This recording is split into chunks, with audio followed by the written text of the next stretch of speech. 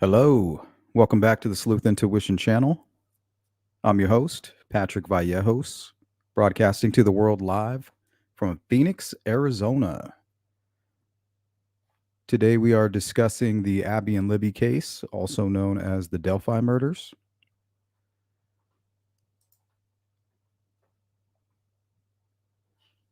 So we can talk about anything that you guys would like. Today I plan to talk about Dawn Perlmutter.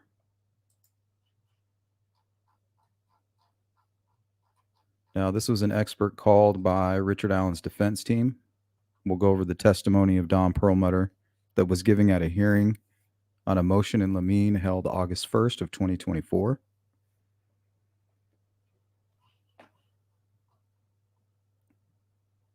But we can also, we're going to focus a lot on the chat and what you guys have on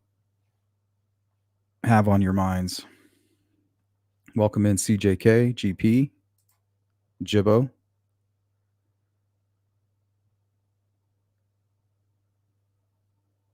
The bullet was stolen and planted? Obviously. Welcome in, Patty. Phil Bond. Night Shadow. Jerry, what's up? Miss Waller, good morning. Sparky, hello. I'm well. Hope you're doing better. As good as you can be, anyway. Sensei, good to see you. We do not train to be merciful here. Mercy is for the weak. Here, on the street, in competition. Hathers Mirror, welcome in. She Warrior, hope you're having a good day at work. Glad to have you. Hi, Beth. Carrie. Out of the loop recently, so not sure. Well, this is going to be from those 3 days of hearings back in August.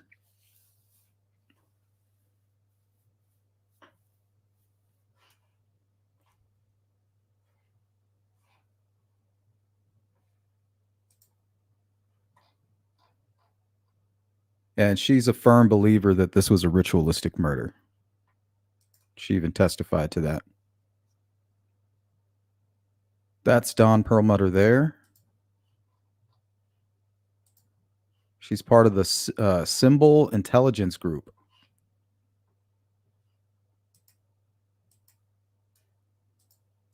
We'll put that up on the screen here.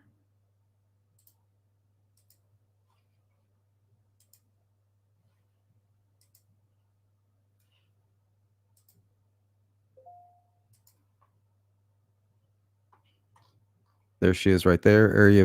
Areas of expertise: symbolic methodologies, ritual homicide, ritualistic crimes, symbolic analysis, jihadist identifiers, protest movement identifiers.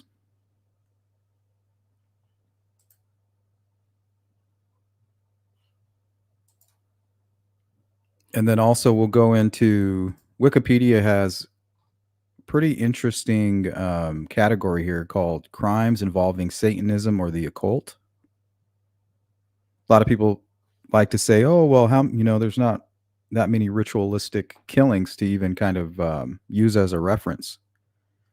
But that's just not true. We're going to go through some of these here. I mean, these are all ritualistic murders that have been documented.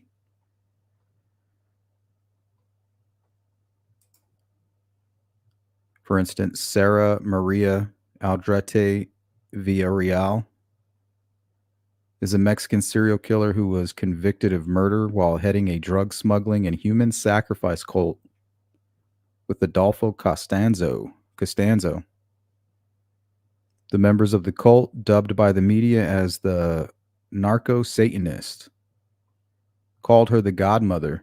So we're going to look at cases like that.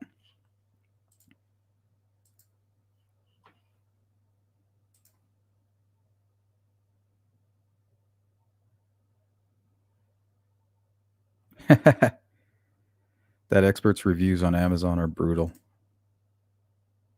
Is symbol intelligence possibly an oxymoron? I don't think so. Yonder, what's up?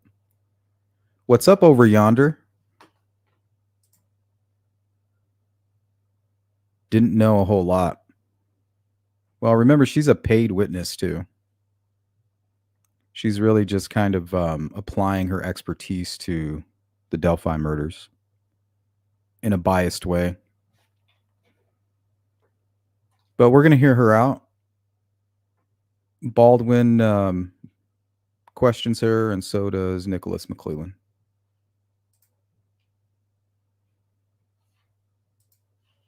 Yeah, let's click on another one of these random.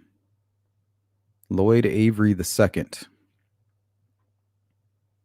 was an American actor. He appeared in John Singleton's Oscar-nominated film Boys in the Hood as one of the Bloods who murdered high school football star Ricky Baker, played by Morris Chestnut, and was later killed by Doughboy, played by Ice Cube. Avery was convicted of a double homicide and later killed in prison by his cellmate. I don't know why this is on that list.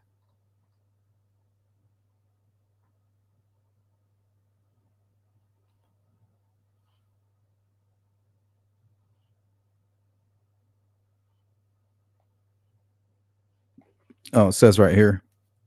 Excuse me. Sorry, I just got done running 2 miles, so I'm still like a little bit out of breath. He was murdered on September 4th, 2005 in Crescent City, California at age 36 after being strangled by his Pelican Bay State Prison cellmate Kevin Roby as part of a satanic ritual that was intended as a warning to God. Ritual killing in prison. Interesting. What's up, Periwinkle? She's got my boy Alan's third party throughout. Poor guy. Yeah, she's the queen of the Richard Allen cheerleaders. So I don't care how ritualistic you make that crime scene, it doesn't exclude Richard Allen from that ritual. Well, we can't find any connections between the occult or any of this ritualistic behavior and Richard Allen. Okay, well, what else is Richard Allen into?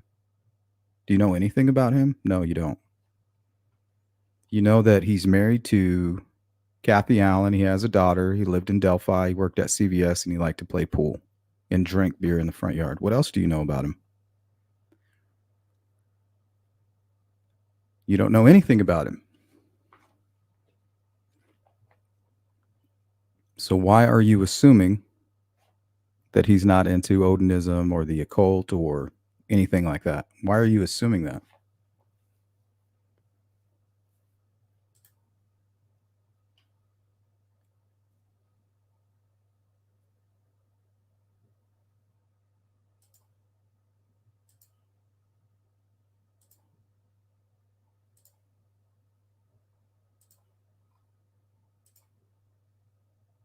Hey, Shadow. Hope you're having a good day. Jibbo says people have been reaching out to him apparently. Oh, I'm sure that he's got a lot of fan mail.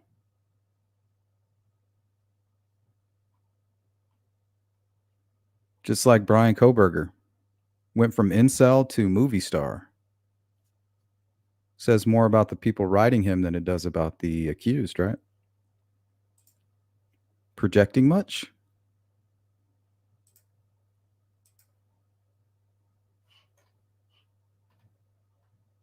Okay, so once again, this is the testimony of Dr.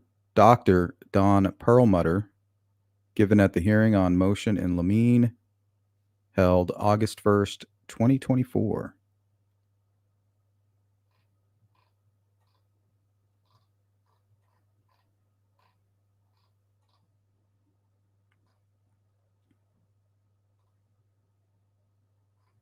So first couple pages are just asking her about her expertise. You know, what do you do?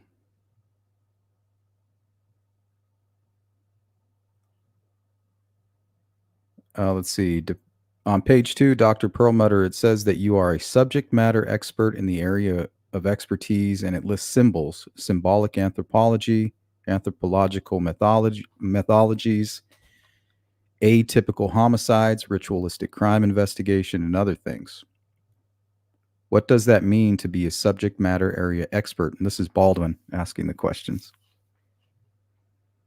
It's a designation, it's a category like, engineer or program manager. But subject matter expert is also a government designation that equates to a specific pay grade. Okay, so we'll get is it state government or US government that has given you that designation? US government. And like, who would pay you money? As I've consulted with the FBI on different projects, and that is what I'm brought in as. Moving forward on page 3, there's a listing of books that you have written. Is this a complete list of the books that you have written? Yes. Okay, I want to focus on ritualistic crime scene investigation. What is that book about?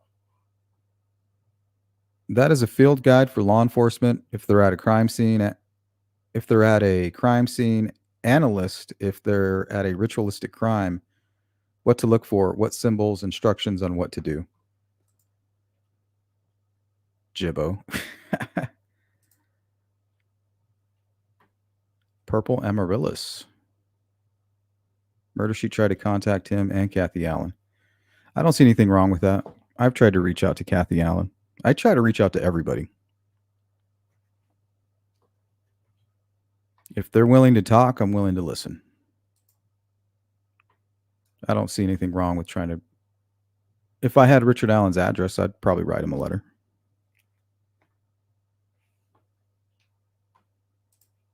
I mean, I am technically a reporter. Robin B. Thank you for that. Says justice for Abby and Libby and their families. That means she paid for courses the government put out. Haha. Well, the state of Indiana paid her. Welcome in, Thin Mint. Yeah, I'm sure it wouldn't be hard. I mean, I haven't gone out of my way to look it up, but if somebody wants to send it to me, we can write to Richard Allen.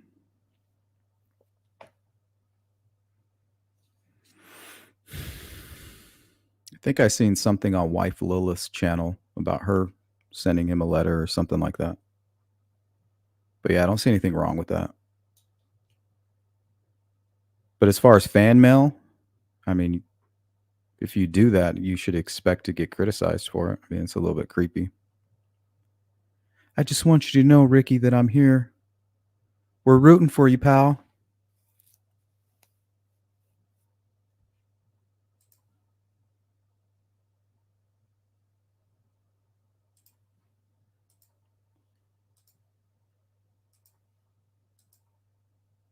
We're rooting for you, buddy. You hang in there now. Hey, Chopper, what up? I haven't seen you in a minute. How you doing? What you been up to? Get to the chopper!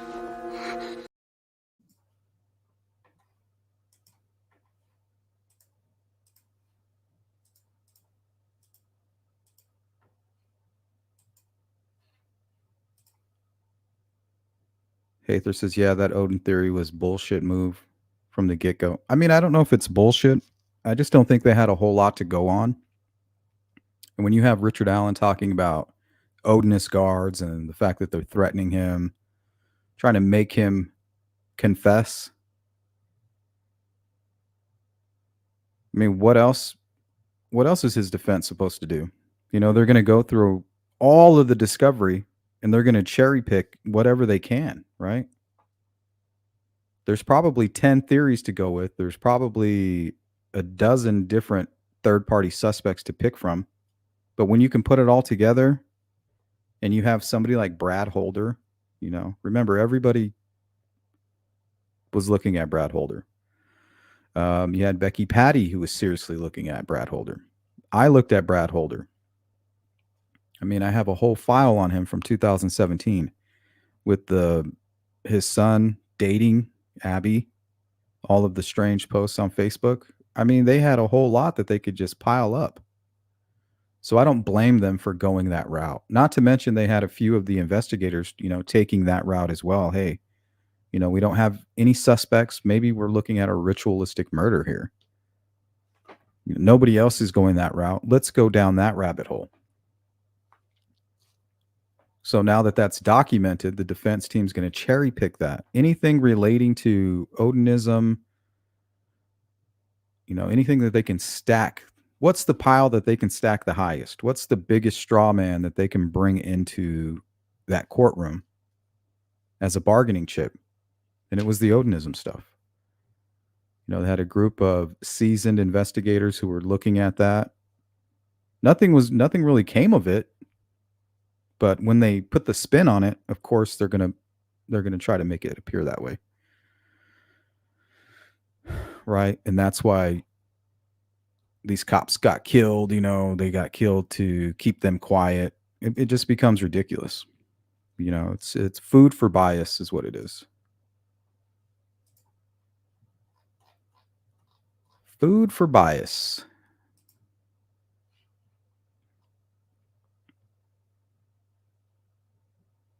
Okay, and then at the bottom there, selected encyclopedia entries and book chapters. I'll focus on the first one there, analyzing sacrificial violence. What is that about? That was an introductory chapter I did for a book that was edited that had a lot of different authors writing on different types of violent murders. I see that. Blood sacrifices. Is that one of the subheads there? Yes. Ritual. The next one is Ritualistic Crime Survey, Encyclopedia of Forensic and Legal Medicine. What is that? That was the survey entry for the Encyclopedia of Forensic and Legal Medicine. That is used in schools and in medical schools. Have those entries been peer reviewed? Yes.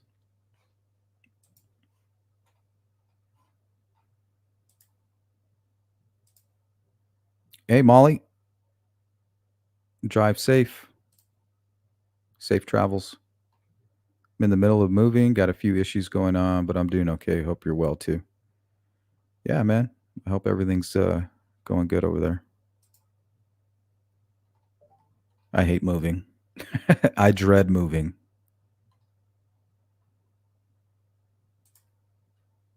It's just very annoying. Yeah, many had to be looked at and rolled in as possible or not. Yeah, exactly. I'm glad they didn't ignore it. But seriously, what was Richard Allen's defense team supposed to do? They had what else? Are they going to go the Ron Logan route?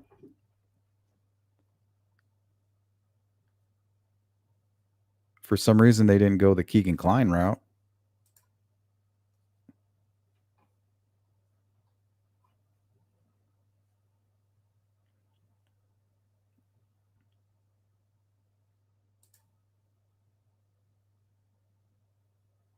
Yeah, so far CJK, right?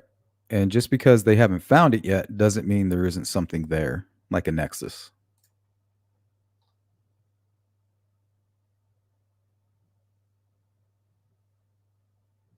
Well, Chopper, we've come to find out that the 14th is most likely the beginning of jury selection. So we're learning as we go.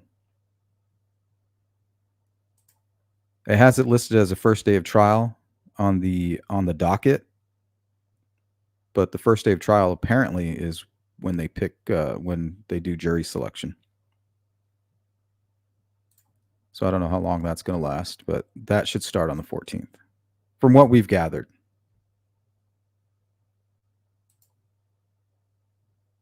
Ooh, happy birthday to you. Happy early birthday. Here, I'll hit you with this, just in case I don't see you. Happy birthday! Woo! Woo!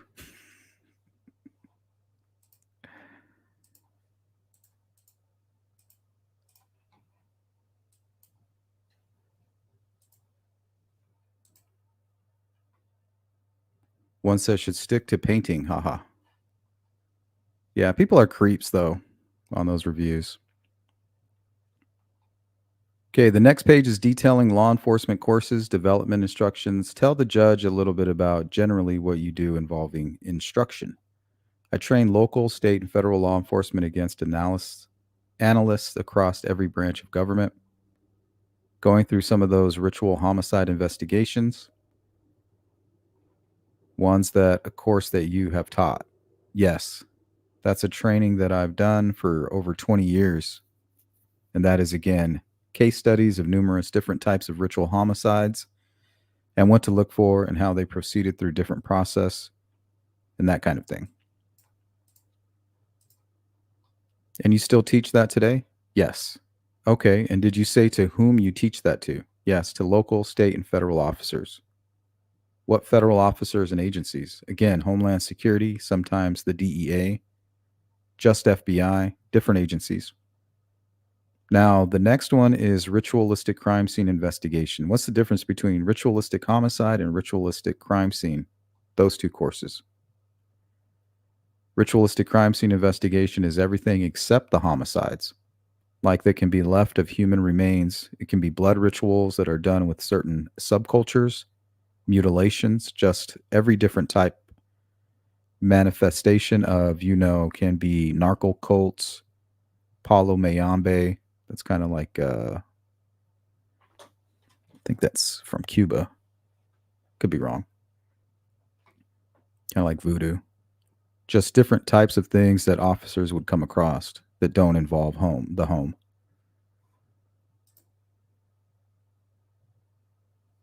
Oh, we got a scrub report, 82 in chat and only 28 likes. Let's get those likes up. What's wrong with you guys? We don't want no scrub. Anna, welcome in. Looks like defense is using the odinist garbage for a catch-22. If allowed, it goes one way. If disallowed, there is another huge legal issue. It's like food for appeal. They couldn't go Ron or Keegan. They both gave expertise on Ron's and Keegan's defense. I believe Baldwin filed motions. Rescue all dogs. Good to see you. Oh, her peer reviews. How are their peer reviews on Amazon? Is that a thing?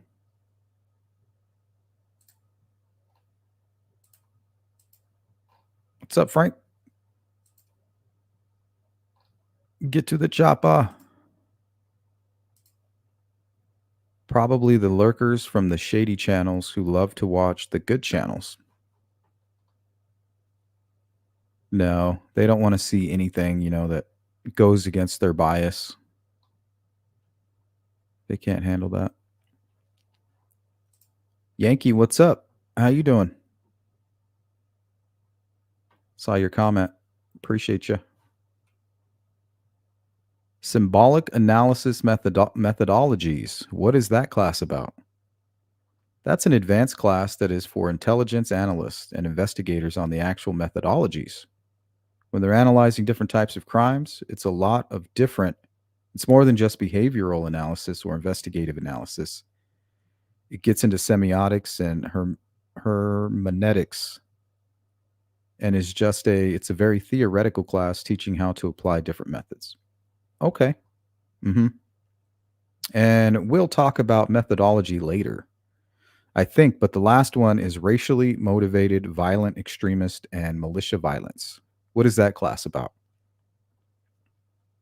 That's the training I've been doing for the past couple years. Racially motivated violent extremists involves like white supremacy groups. And when I do these trainings, I focus on the identifiers that, all the different types of ideologies, religions, and that they hold, like things like tattoos, rituals, initiation rites that would be associated with those groups.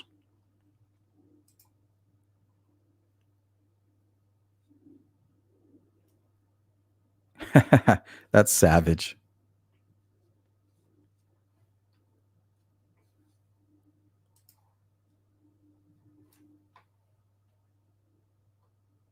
Okay, and where you said art history applies to, art history is very relevant in that there's a methodology called iconography, where a lot of these different religions and ideologies have like pantheons of gods and goddesses. So in art history, paintings, historical paintings, literal Literally, they call them attributes that would go to each tradition, and that shows up as identifiers at different scenes. So that's how that's applied. Okay, what do you do? What are your kind of jobs at the symbol intelligence group? That was this group here. It's at symbolintelligence.com.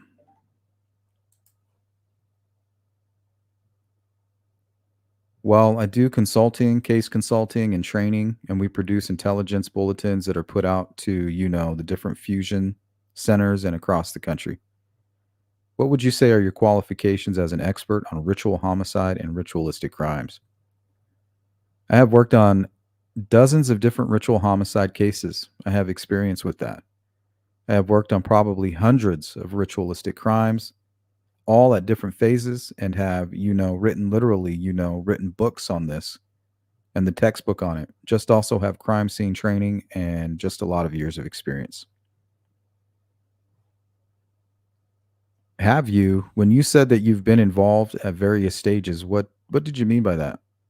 Well, I may get called in while they're still at the crime scene, which, if it's an unusual or atypical scene, or I could be called in at a point where it's already being adjudicated in court, and or it could be a cold case homicide that, so all different points in time. So you get called maybe in at the beginning, maybe at the middle, maybe the end. Exactly. All right. And have you ever testified in court? Yes. I've testified on 3 different homicide cases. A U.S. case in the case that involved ritualistic crimes in the U.S. Virgin Islands, and other cases that involve ritualistic crimes. And how often? How would you divvy up helping out, if you want to call it that? Testifying on behalf of the defense, testifying on behalf of the prosecution. I've only testified for the defense once before. I primarily work with the prosecution. Okay, so 2 for the prosecution and 1 for the defense. Where did you work prior to the Symbol Intelligence Group? I worked at NES Associates. They were based in Alexandria, Virginia. They had contracts with the Department of Defense and an intelligence agency. I worked as a subject matter expert there. How would you say that your education and experience is relevant to law enforcement?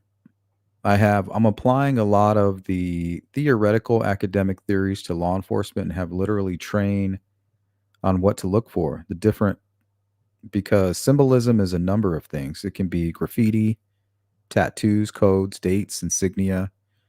So it crosses over a lot of different areas. It can cross over counterterrorism, and you got requests for information on identifying these different things to determine if a group is violent or things like that.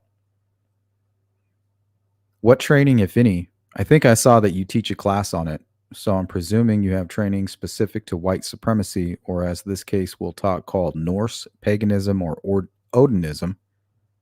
Are you familiar with those?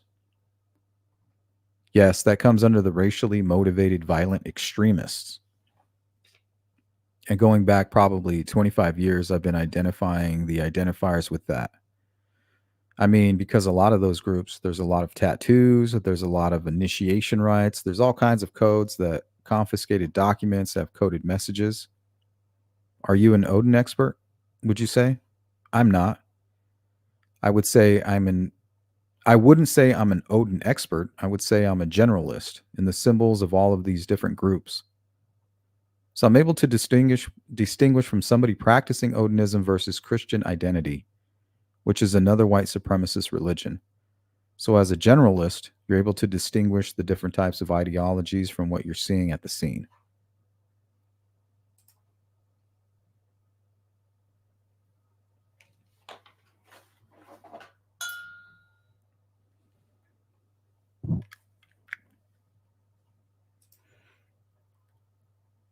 Susie, welcome in.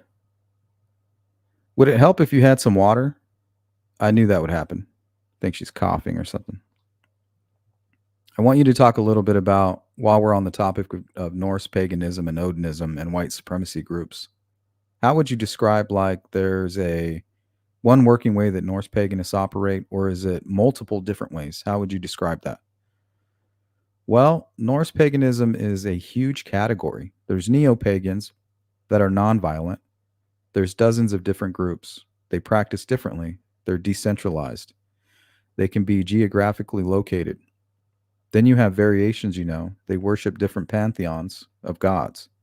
Then you'll have racist neo pagans that are very popular in the prison system and much more violent and do blood rituals. So there's a lot of different types of neo pagans. I mean, some refer to themselves as asatru and heathenism, or I think she was going to say Wick, maybe Wiccan. There's a lot of different groups. Would there, if there was a group that might say they're Odinist in Oshkosh, Wisconsin, or Norse pagan group in Columbus, Ohio, I mean, would there be any similarities between these groups?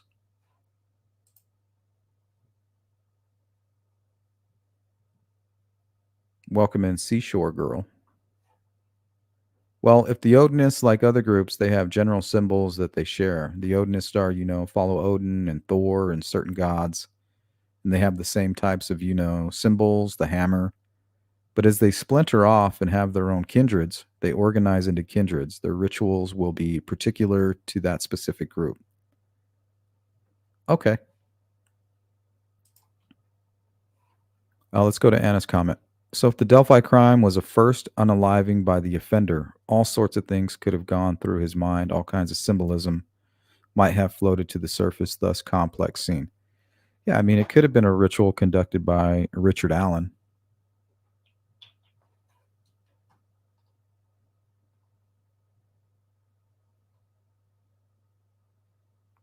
So they will generally have certain things in common, but then as they go into different areas, a lot of them do advocate or personal types of rituals. How would a group in Oshkosh, Wisconsin group come up with their ritualistic practices versus the Columbus, Ohio group? Well, everybody seems to originally organize on the internet. Social media is a huge part of this now. And they will have Facebook pages, meetups, they'll organize that way, or they will splinter from the violent ones will splinter from like outlaw gangs and the Vinlander Social Club, and they just have different leaders and change as the different leaders take over. And so is there a set way that anybody conducts a ritual or ceremony uniformly across the United States or any of this Norse stuff? Well, there are, just like there's general symbols, there's general things with rituals, like they're all nature-based ideologies. So they tend to be conducted outdoors in wooded areas. They will, all of these different groups will have altars, that kind of thing. But then it gets more specific after that. Okay, all right, let's talk about methodology. Well, what type of any research methodologies? What type of analysis do you use when reviewing a case?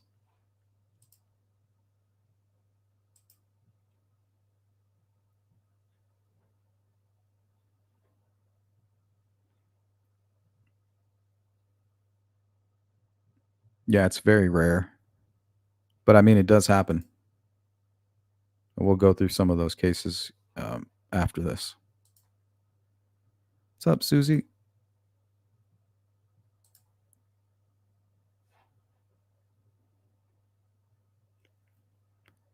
All right. It depends on things found at the crime scene. I do use what is called symbolic anthropological methodology, which is different than behavioral analysis, which is based on psychological methods. The symbolic anthropology method focuses on the culture and you're interpreting the information from the person's point of view, their worldview, as opposed to the forms of psychopathology.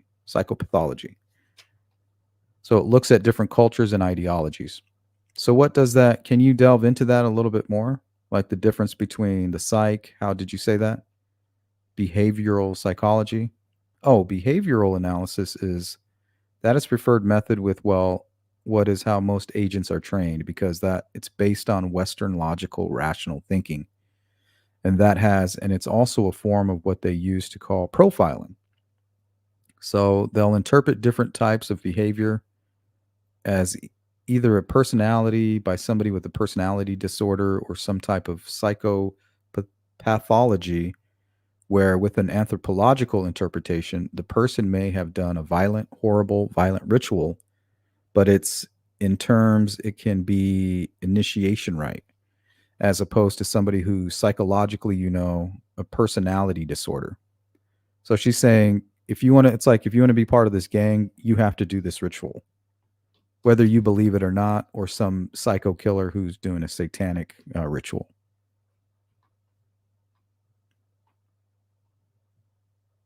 They're completely different ways of looking at the same type of information.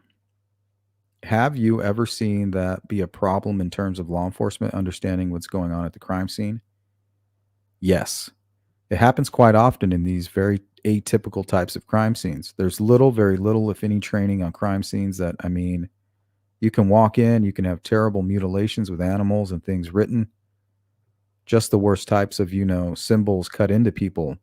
And these different traditions, like, for example, satanic ideologies, they do a lot of ritual murders and they have certain symbolism specific to them. They will usually dismember or mutilate. They'll have pentagram type things there. That kind of reminds me of the Stevenson case. If you have like Paulo Mayambe, which drug traffickers do, they'll have like a called in Ganga or cauldron, which is like a cauldron, which a human skull with a human skull in it that was stolen from a grave. And so every different scene is specific, has very specific attributes and specific identifiers to the different groups. And they're quite different. And it goes to their particular tradition and what they're doing. What's up, TJ?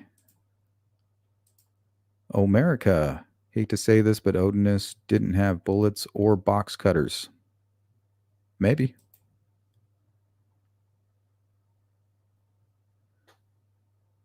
Oh, gosh. No effects. Good to see you.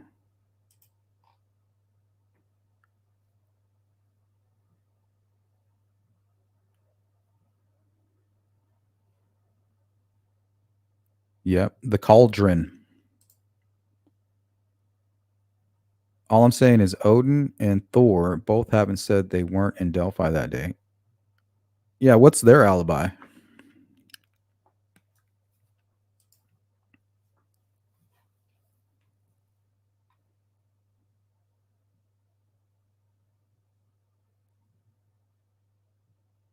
Okay.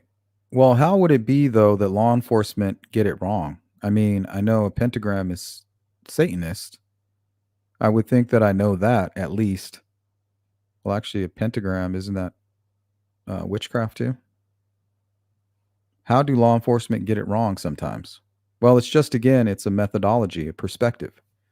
If you're only interpreting things from a form of psychology and somebody's doing these heinous murders, it would be viewed as a sexual sadist, or it could be viewed as a serial killer. And without attributing the ideology that goes with it.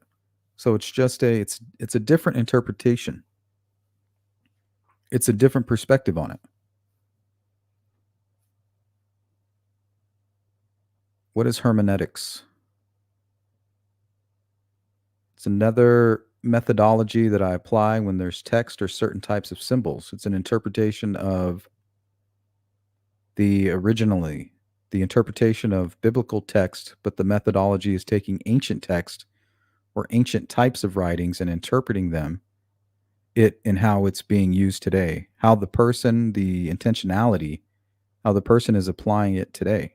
It's different than linguistics or philology, which translates what a code is. This is looking at trying to interpret it and how it's being used at, for example, a crime scene. What's up, Hiawatha? Jur. Right? That's what I was thinking. I was like, isn't that Wiccan?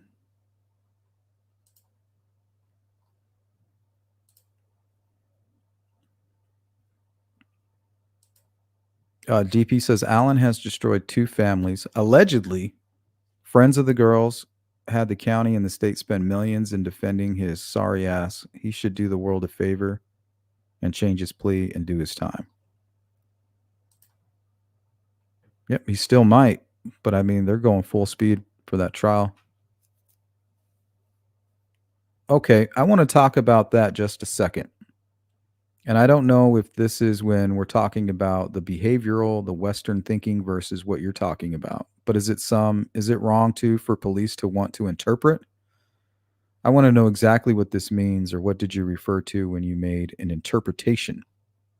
There's like linguistics, or, well, if you show up at a crime scene, I think it would be natural, you know.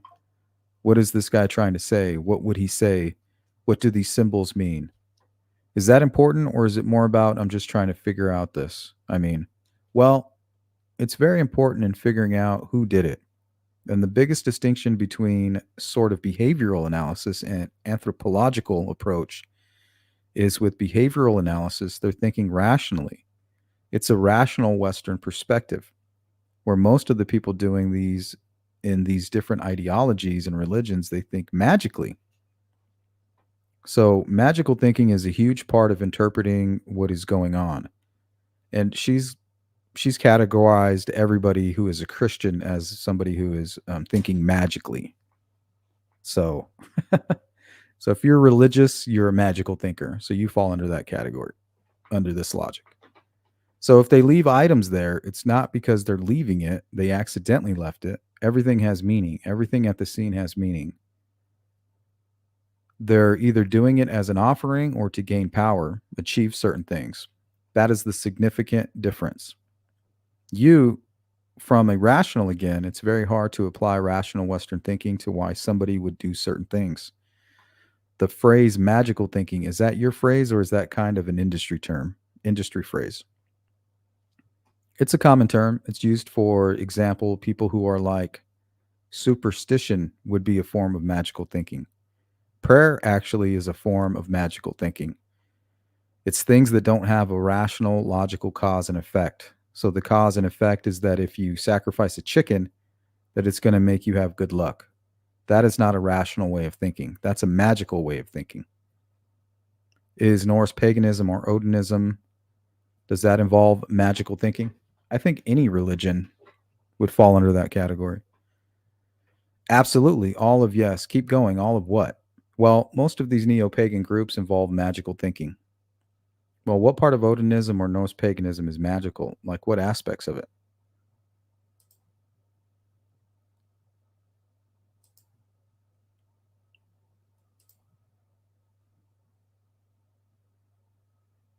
I don't know, Rescue. If they do find a nexus, I mean, I think it's important for it to be allowed.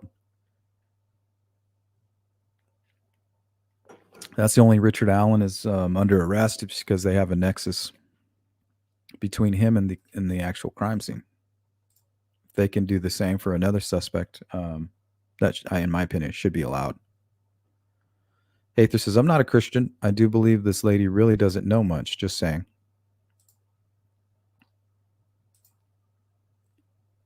A lot of religion is magical thinking, that God can overcome the world and create miracles. Religions also have ethical teachings different from magical. Yeah, but I think in whole, all religions are magical thinking. You know, you're putting faith into something that you can't physically prove or hold in front of somebody's face, right?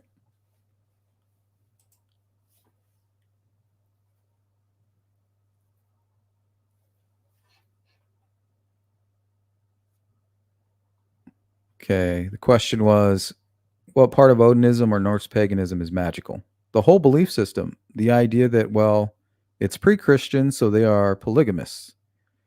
They have a lot of different gods, and the rituals that are done, it's the belief if you have an altar and say certain things or arrange things a certain way, that you are intervening in your life.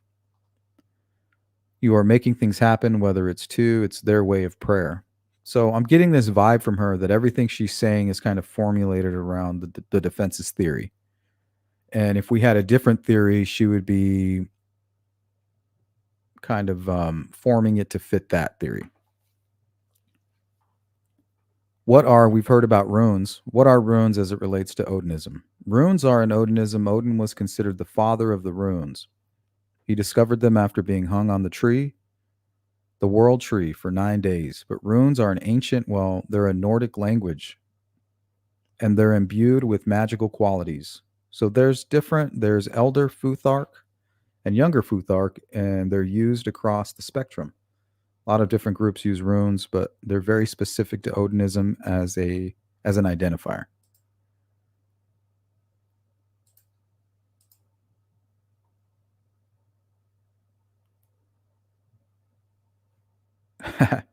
Yeah, it's definitely magical thinking, according to her. Right? Faith. I think having faith would be considered magical.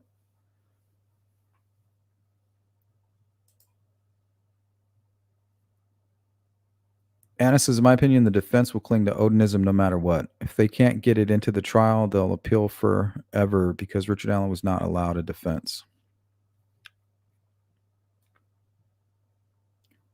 I don't know. I mean, they have rules in the courtroom. There has to be a nexus. So until then, it will never be allowed, no matter what. And they won't be able to appeal it either.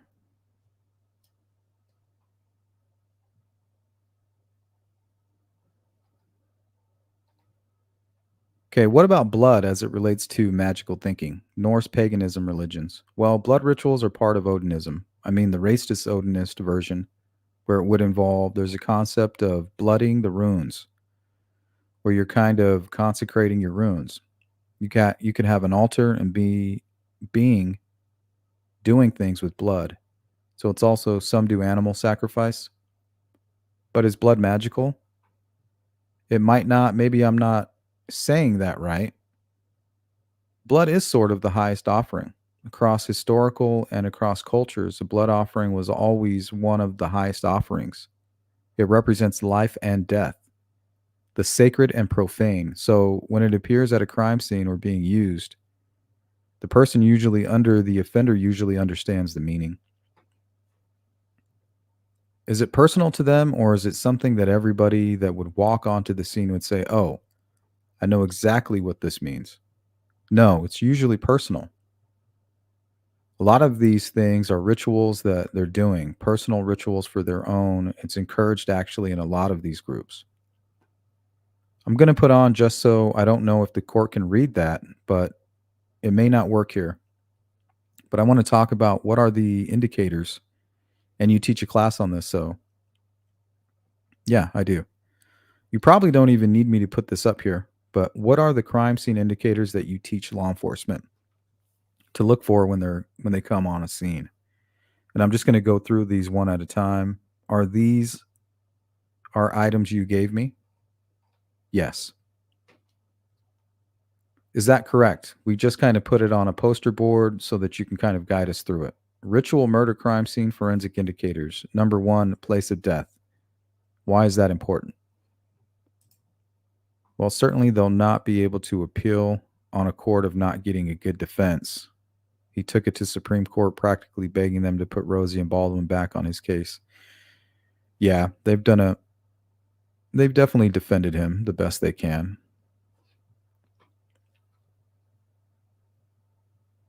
Well, the place of death is very indicative of the type of ideology you're looking at. And like I said before, the neo pagan, the Odinist are all nature based ideologies. So they do their rituals in clearings, outdoors. In fact, they have usually near bodies of water because they're dealing with the natural elements. If you have, for example, an indoor homicide scene that's ritual murder, that I've had cases like that, where that's more indicative of somebody doing a copycat of a film or something. It's not, the place is very significant. Attorney James Luttrell. Your Honor, may I just approach the board to make sure? The court, sure. It's the court, yeah. Luttrell, I have a copy. Thank you, Your Honor. You're welcome. Baldwin says, and we're in a moment. You will be looking at crime scene photos as we're going through these various indicators. What about the date of the death? That's another thing you gave us that is an indicator of a ritualistic crime scene. Yeah. What does that mean? Dates are significant. Sometimes homicides occur.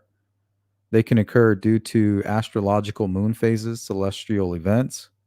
They can occur on specific holidays, political or current events. So, one of the things I always check are the particular dates. If it equates to a certain ritual that different groups do on that date. So, yeah. Well, what's very strange is here in Arizona, in Scottsdale, they celebrate Lupercalia. And Lupercalia is, they celebrate it between the 13th and the 15th. But she didn't even mention that. Why? Because it doesn't go to their theory. Cherry picking.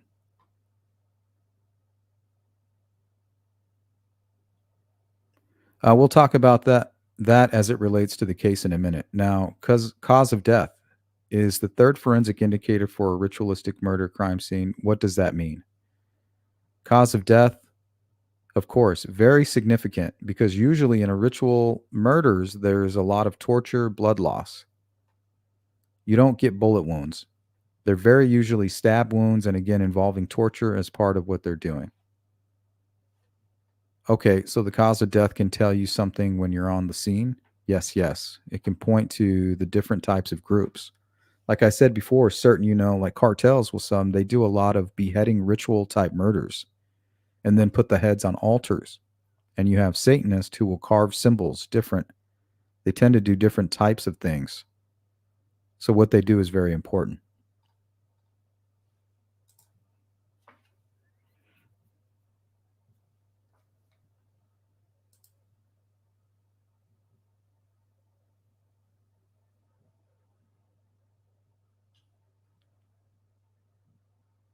Yeah, I guess that can be considered. Welcome in, Olivia, a nexus.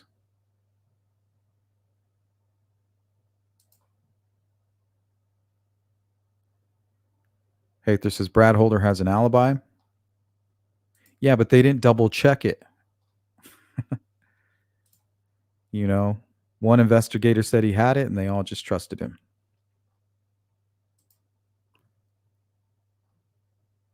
And hopefully they did look into it a little bit better. Okay, all right. Number 4 forensic indicator you have is the murder weapon. Why is that an indicator of a ritual murder crime scene? Because the weapon of choice is usually a knife, a ceremonial knife. It's very rarely found at the scene. It's something that would be an object that would be very important to the offender, and that's what makes it part of the ritual. It's a ceremonial object. Next is the symbolism at the crime scene. What is that? Well, that's everything from things carved into, things hung at trees, on trees, carved, sometimes, again, like I said, carved on victims. Interestingly, what happens a lot, which I train officers on, is with these outdoor scenes. They will use natural objects as part of the scene. They'll use branches either to create a circle, they'll use rocks to create symbols with the natural items at the scene. Okay. Body disposition is always identified as the sixth ritual murder crime scene forensic indicator. What does that mean? What's up, Sean?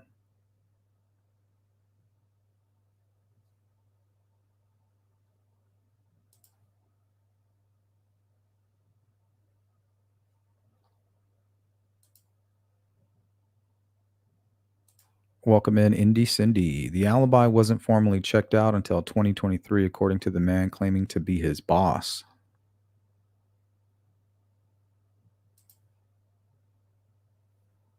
Well, I don't know how you cover something like that up. Not to mention, they have proof that he was like at the gym, and they know exactly when he got off. So, I mean, it's according to them, it's impossible for Brad Holder to be at that crime scene. Well, at least the guy on the bridge.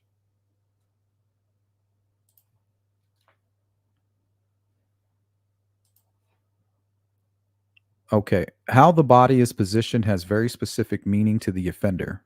So this is her basically saying that the way that Abby and Libby were placed are part of the runes or part of the binding rune or part of the signature, that it has meaning.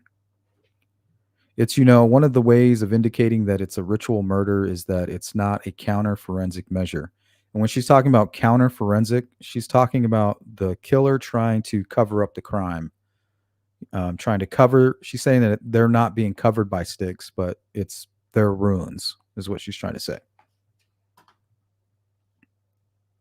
What is a counter forensic measure? If somebody is just committing a crime and wants to get away with it, they will hide the body, bury the body, or to avoid biometrics, they'll cut off the fingerprints, or in my opinion, the clothing was washed in the creek.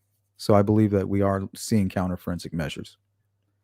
Cut the fingertips off or things like that to avoid identification or to literally hide from, so that police can't investigate either who the victim is or who the offender is. That's not what happens in ritual murders. The body is positioned in a very specific way that has meaning to the offender.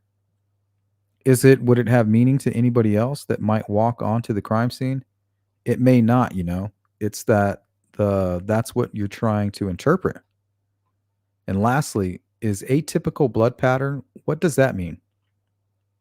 A lot of times the blood of the victim is used as part of the rituals. It's used in the symbolism. It's used a lot of times on the body. It can be almost like to anoint the victim on their face or a lot of things. A lot of atypical, unusual things are done with the blood of the victims.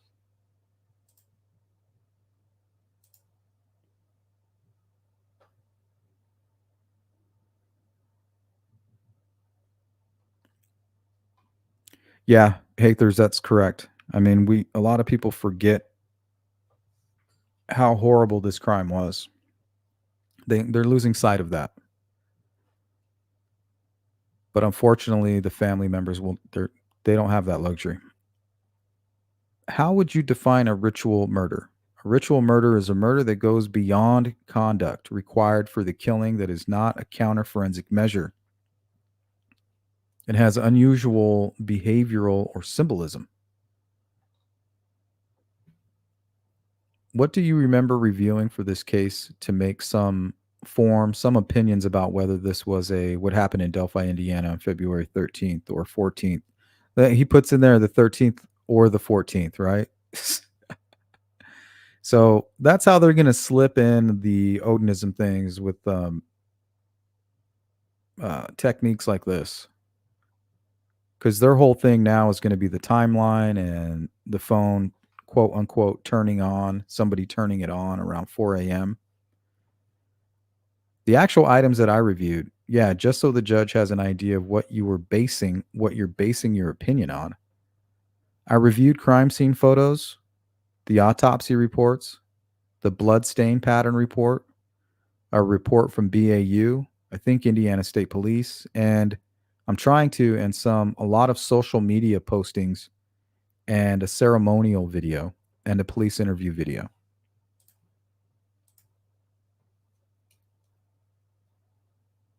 Oh, God. Yes, his alibi checks out. Just didn't actually get his badge info from his boss until October 23rd. Contacted him to get it. Not a cover up, just waiting to get documentation.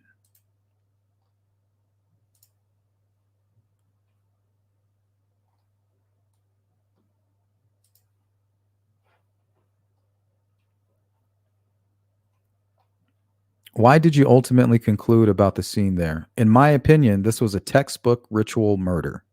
It has all of the elements that are listed there.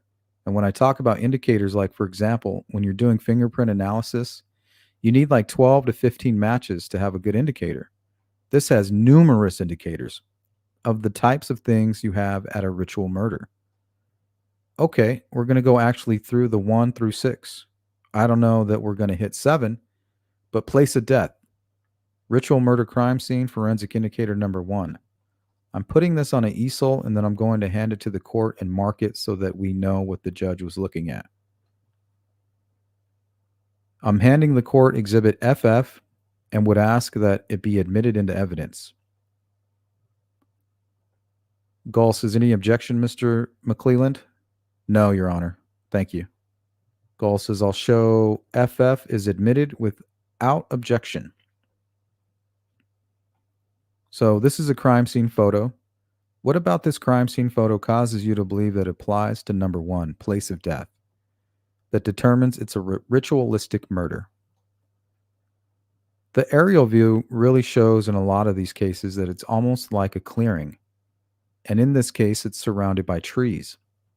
And during these rituals, they have to separate designated sacred space from like profane secular space. That's so they need a clearing to where they do it. And this and being near a body of water is very, very common too. Okay, I mean, it's significant to you that where the circle is, that there's a space there. I put the circle in because it's typically referred to as casting the circle. When and even neo pagans, when they do it, they separate, they're sanctifying the space for the ritual. You know, it might not be a perfect circle, but the fact that it was a clearing and they're not like, at near relatively close to the water. So is that considered a strong indicator or just an indicator? It's a strong indicator.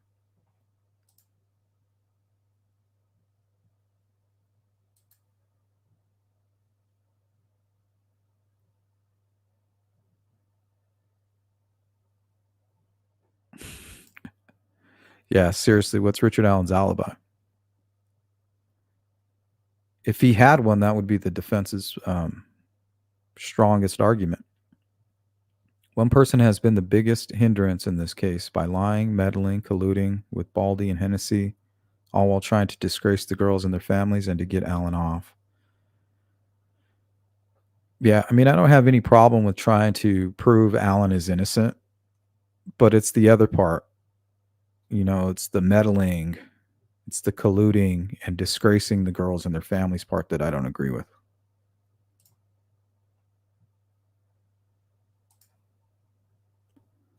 There was a bomb threat at Indiana Packers the same day of the murders. No, there wasn't. That's not true, Sean. We've done how many live streams on the bomb threat? Bomb threat B. Phillips. You had one in 2016, and then you had one on the 22nd, the day of the presser. And the first one, there was a conviction of a guy named B. Phillips, and he actually had court the day of the murders for that bomb threat, and it was canceled. So the person who called in the bomb threat is probably the guy who drew the B. Phillips sketch. He had court on the 13th of February, the day of the murders, but court was canceled early that morning. And then the day of the presser, there was another bomb threat called in.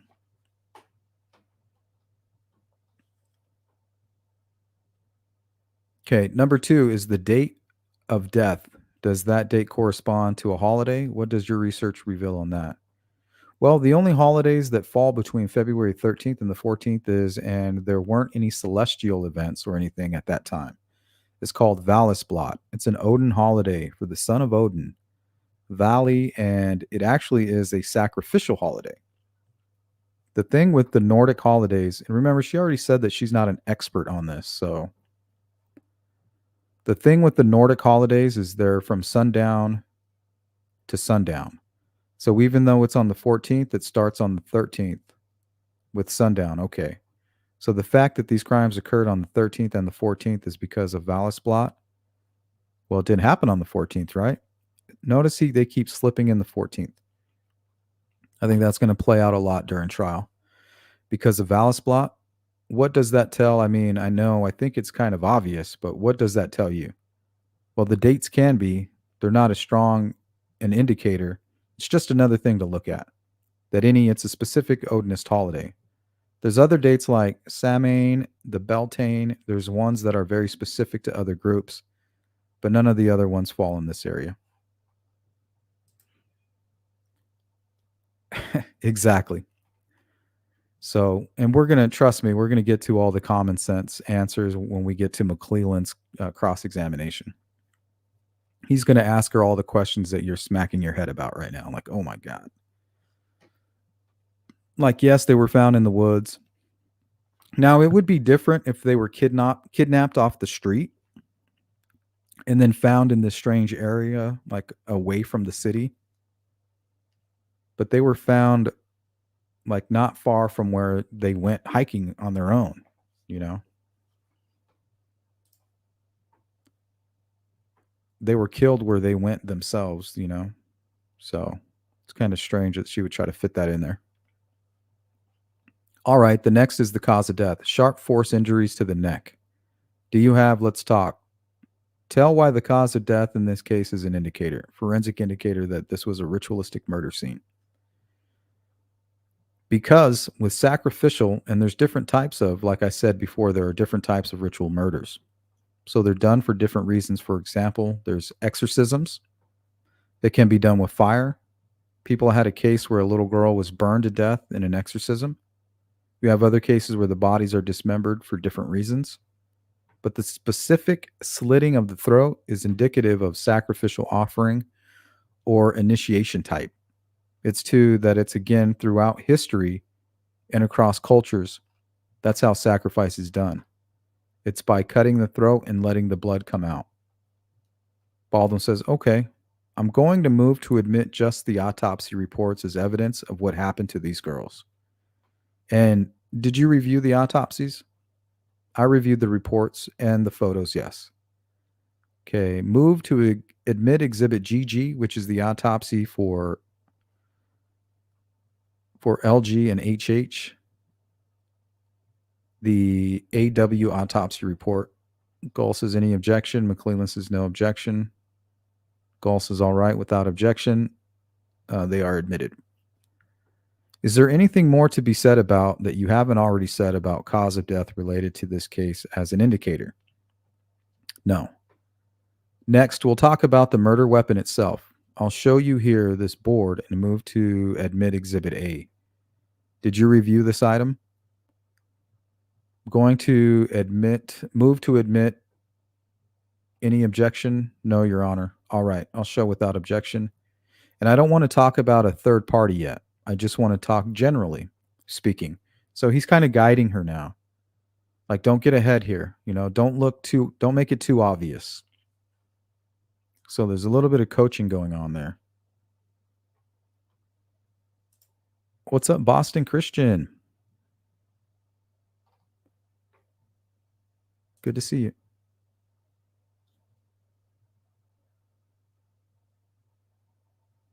Exactly.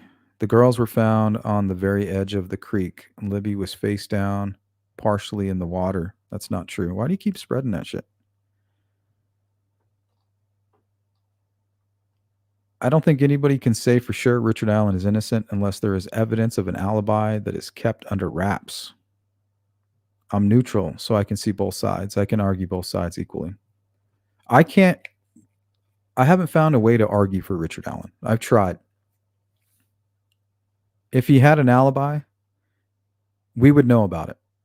The same way we know about the bullet, we would know about his alibi.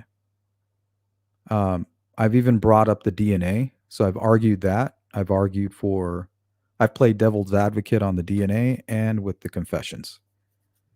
And I don't think you need any of that because I believe that Richard Allen spent an hour and a half cleaning the crime scene.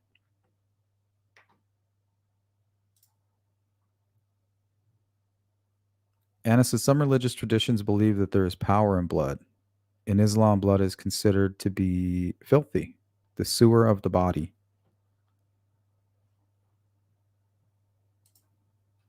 I thought she said that she was an expert that offered training to the FBI. Came in late, sorry.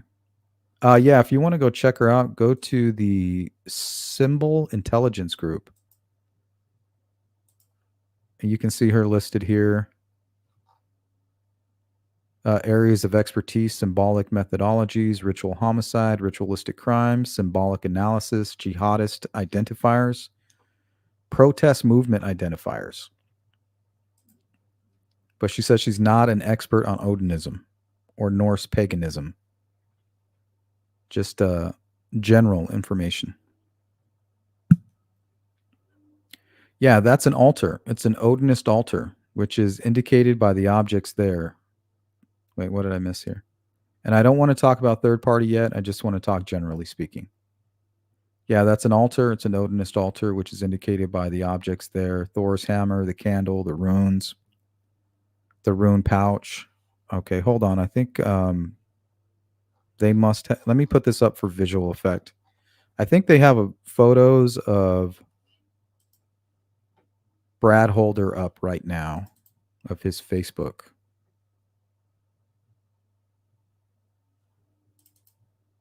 So let me put some of that up here. So she's probably talking about this right now.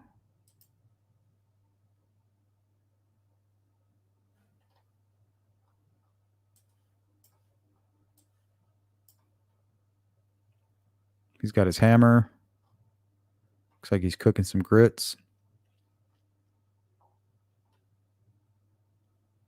And something red right here on his hand. It kind of looks like blood, but it's probably some kind of wine.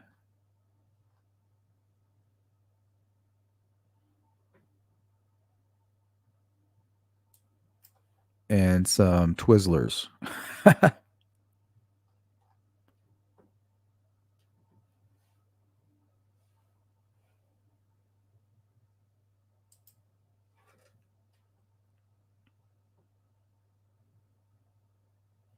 Knife, personal photos, and the glass of mead or whatever that liquid substance was. Would it be common that a knife might have even been used in a sacrificial ceremony? Might be part of this altar? Yes. And we'll get into it so we don't belabor the point. What do you think that this is important in this case, this photograph related to the third party suspect? Yes. Why is that? Because it indicates that the person thinks magically, right? Just like any Christian out there, you guys think magically just like Brad Holder, according to her. Is practicing odinism. There's a ritual knife involved, and it's part of social media images. So anybody that studies Norse paganism should be saying the same thing about them.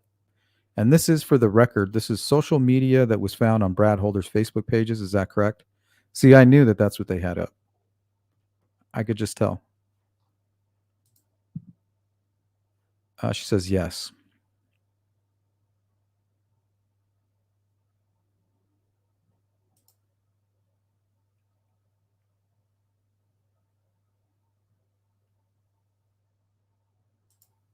I don't know what you're talking about, Sean. The girls weren't anywhere near the water.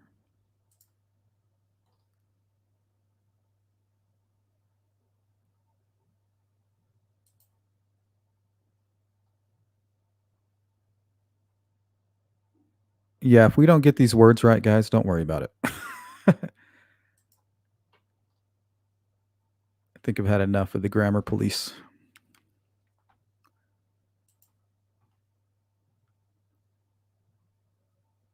I'm not an expert, and I don't act like one. And neither are you guys unless you are. So, hey, what's up? Brad from outside of the grid. All right, so next is symbolism at the crime scene. This one I want to be very careful with, so bear with me. I don't want to talk about the third party component of this yet. See, he's like coaching her. I just want to talk about the symbolism. We're on to the symbolism at the crime scene, which is the fifth forensic indicator. So this is, Baldwin says, and I'm going to move to admit the paper version of this. Mark this as Exhibit JJ. Move to admit that. Any objection? McClellan says, Judge, as long as we can explain a proper foundation. I guess I'm a little fearful of, make sure that this is clear. This is not a post from Brad Holder's Facebook page. This is something the defense has created from collecting various portions of discovery. I don't want it to be mischaracterized that this is a post from Brad Holder's Facebook page. Baldwin says, fair enough. As an officer of the court and going on in this case, I'll try to do that. You'll try? The middle portion foundationally is a crime scene photo that we were given by the state of Indiana, as well as the photograph here on the right. We did that, was not given to us at the same time. We put those together. And then this is his Facebook post, and we received that in discovery, and we would be offering them together for purpose of demonstrative evidence. Gall says, all right. So with that understanding, McClellan says, yes, Your Honor, no objection from the state. Gall says, I'll admit, JJ. Baldwin says, thank you. But I really want to focus at this time on the middle photo because, again, we're talking about symbolism at the crime scene. What is that indicative of as it relates to ritualistic murders? The branches were carefully placed in that arrangement. It appears to be identical to the markings, and it's the person is creating some type of symbol. In this case, after reviewing everything in the context, it appears to be what's called a bind rune. So let me show you what she's looking at.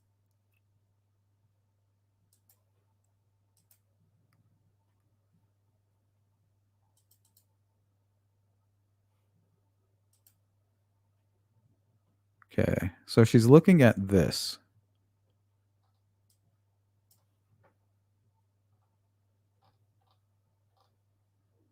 This is a post from April 7th, 2017. So that's what they're looking at right there. Appears to be what's called a bind rune. What is a bind rune? A bind rune is when you combine two or more runes and to create personal symbols or to combine the power of the two different things. It's done quite often and it's a very common type of practice, which, magical practice. Sorry, I had to kind of do my thing while you were talking, and I know that's probably distracting. I'm going to move to admit this. LL, I'm sorry. KK, move to admit that. McClellan says no objection. Court, all right, without objection. KK's admitted. I'm going to hand you what's been marked as KK, although it's 19 on the copy I'm handing to you. Okay. What I want you to review that and just tell me what significance that is. The significance of this is the person is discussing on their post how they had to put a mark on their body. It was a Gibo rune and felt like different things were happening in their life, that it wasn't the gifts the gods were giving him, both positive and negative. He felt that he had to add another rune to it, which he did. The Isa rune over top, creating the bind rune. So once again, she's talking about the X. I don't know if you guys can see that. So she's talking about the X, which is a rune, and then the line down the middle, which is another rune, and they're combining them together. So it looks kind of like an asterisk.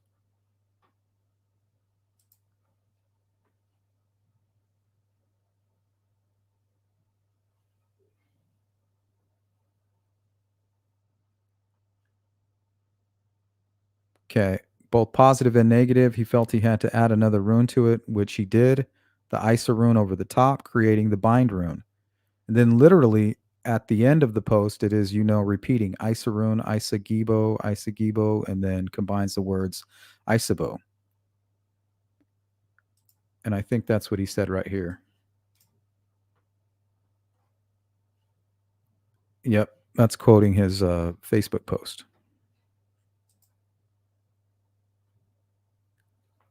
So I want you guys to look at that. I'm going to run and refill my coffee.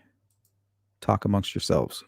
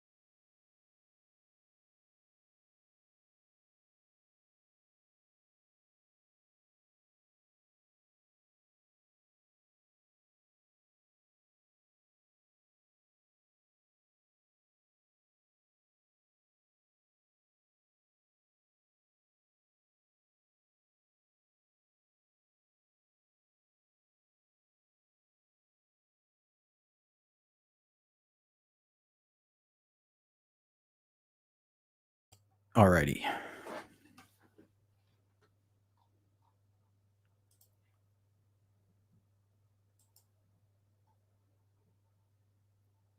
Of course, there's coaching. They want it to look good for Alan. Yep.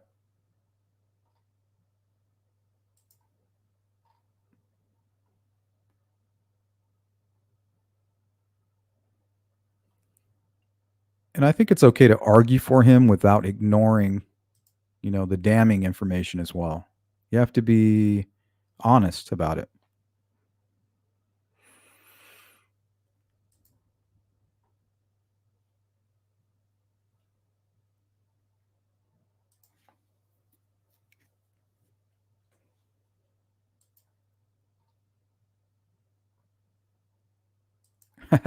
Facebook is the best place to gather evidence.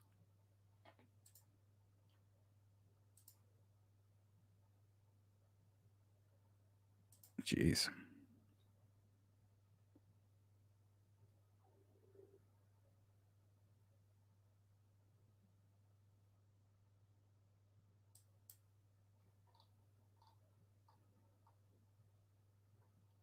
Yeah, we're definitely, unless you're an expert, we're not all experts. And I don't mind putting my ignorance on full display. We all have our strengths and our weaknesses. But one thing I don't like is a grammar Nazi.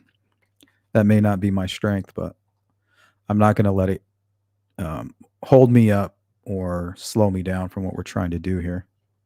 So if you guys get caught up on that, keep it to yourselves.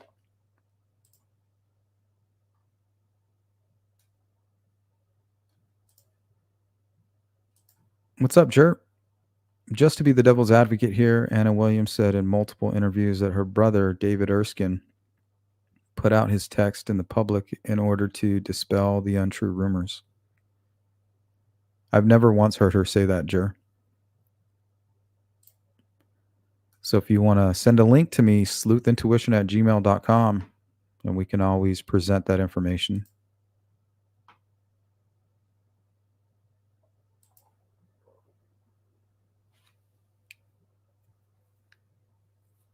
Yeah, it's a conspiracy.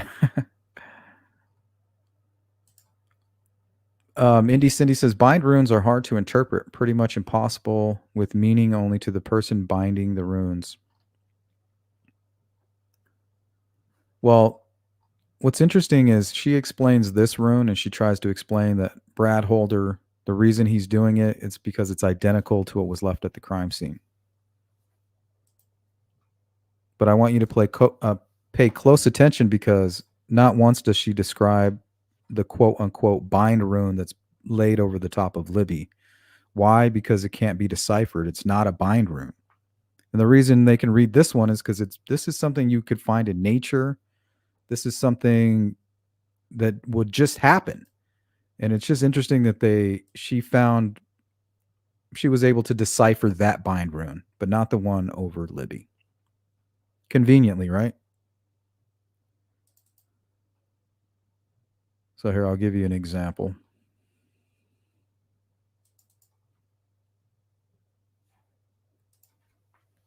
So these are the actual sticks from the crime scene.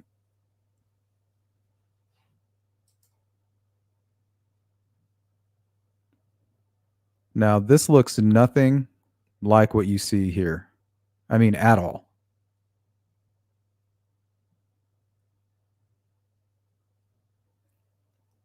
And not once do they ask her, well, what does this one read? Why wouldn't she have an answer for that? Because it's absolutely nothing there. There's nothing there. But oh, this one, it looks just like that. It's a bind rune.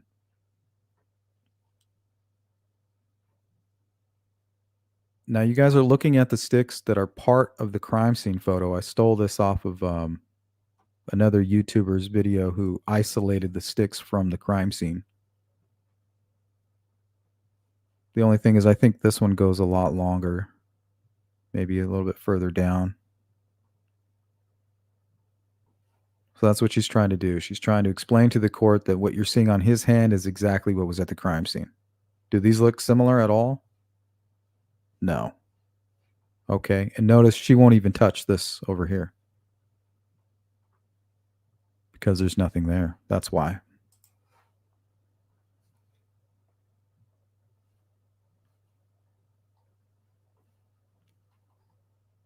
They say Isabo. Yeah, this is indicative of somebody who's thinking magically. They are indicating that they believe that the mark they had put on was having certain things, would have certain things happen in their life, and that they added the second rune to control aspects of their life. So this clearly indicates somebody who believes in the type of rune magic. And that is, for the record, that is a Facebook posting from Brad Holder. Is that correct? Yes. And this is the close up version of that hand, the marking on his hand. Is that correct? Yes. Again, you talked a little bit a second ago about is that significant to why is this significant to this compared to the stick arrangement found on that body? She says it's identical. I mean, is it identical? Does that look identical to you guys? I mean, you're going to find this in nature. You could throw 3 sticks on the ground and they could land this way. But in no way is it identical to this. It just happens to be 3 sticks that are crossing each other. Doesn't look like that.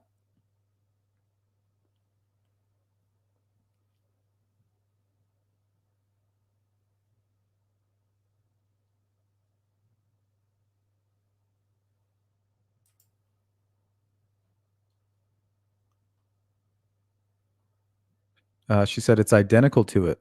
It's somebody who it's the exact same configuration.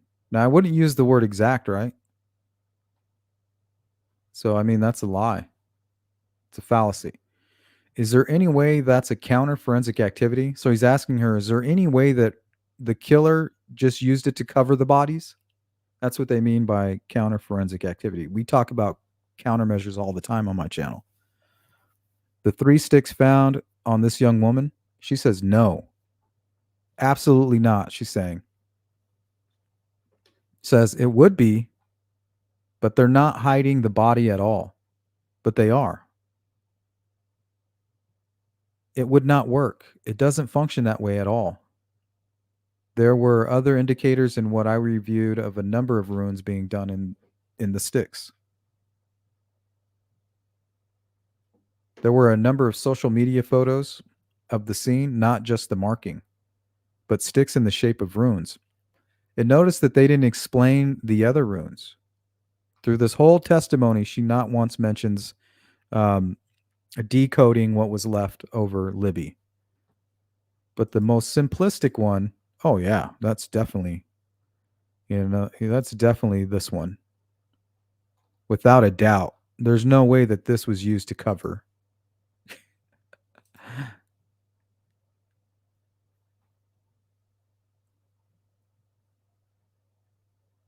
Now, if she said it could be, it's possible, then she might have my attention. But to say that they're the exact, it's obvious that that's not true. And for her to say that they possibly couldn't be used to cover the victims, that's also some bullshit.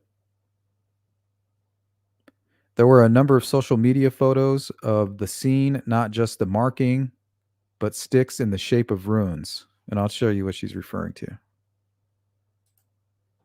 So once again, she's using Facebook and cherry picking.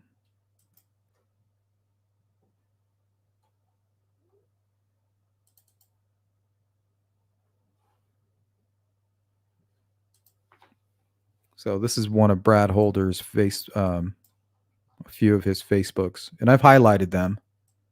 So if there is a rune, you'd be able to see it.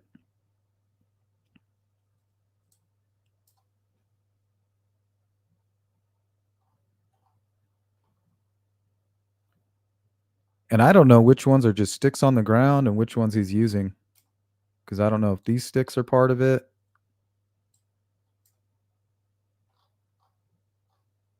So this is what she's referring to.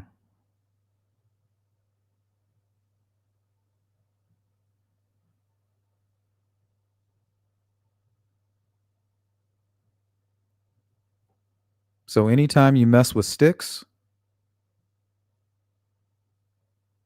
and there's sticks left at a crime scene, that's evidence.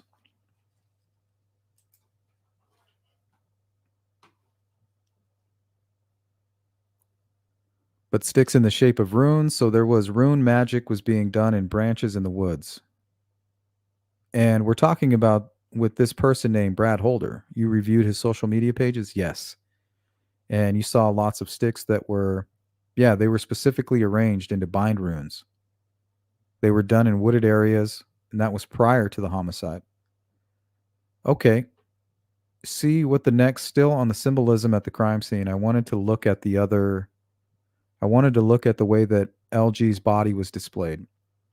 Well, I'll use this one. I'm going back. Baldwin Judge, I don't know which exhibit that was. The court says FF. Looking at the stick arrangement on LG's body, does that tell you something about this forensic identifier symbolism at the crime scene? That had specific meaning to the offender.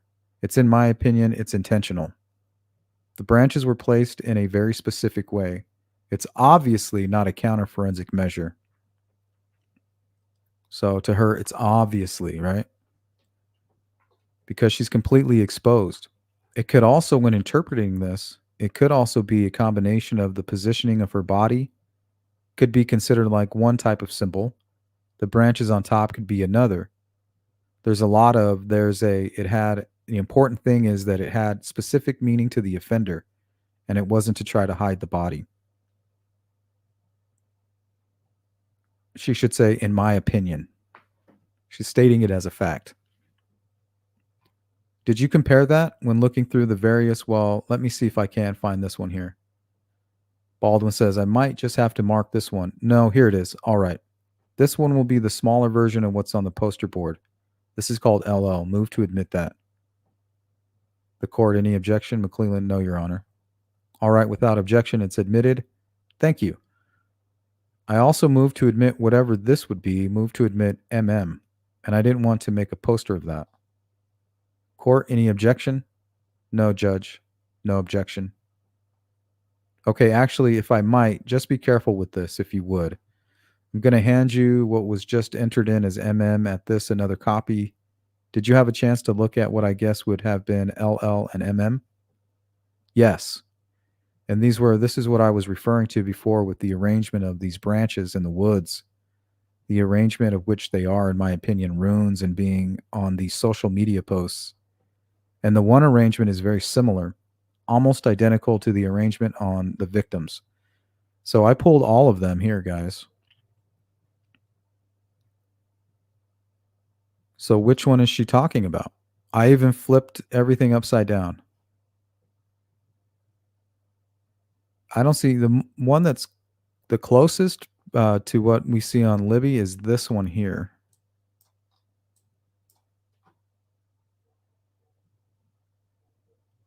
But I'm not even sure what's included in the rune. But it doesn't look anything like this.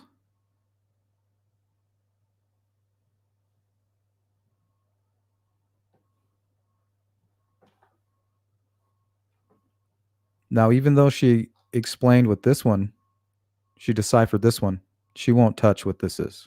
Not once does she mention that. Because you can't. It doesn't exist.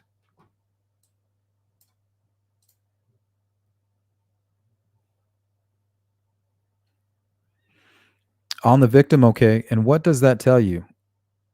As you're trying to find, you teach these classes, you're trying to find a suspect. What does all of this so far that we've been talking about tell you? Well, it tells me that it's a process of what it isn't. And it's not like I said in the categories of Satanism or exorcism or narco cults or gangs. These are natural objects that are being used and consistent with social media postings with literally rituals that are being done in the same configuration. So it shows that it's a connection to that person. So remember, guys, Richard Allen's defense team, they weren't doing their own investigating and were like, hey, this looks like Norse paganism. The information didn't lead them in this direction. They were given the answer, and then they went and cherry picked through the discovery to fit that already. So they weren't following information to this. They went and cherry picked through the discovery to make it fit into this.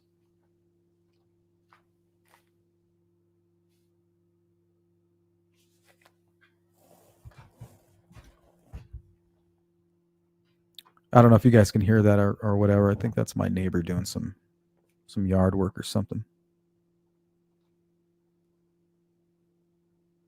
Okay, for the record, LL was Brad Holder's Facebook post that was of the two sticks runes, and you call them correct?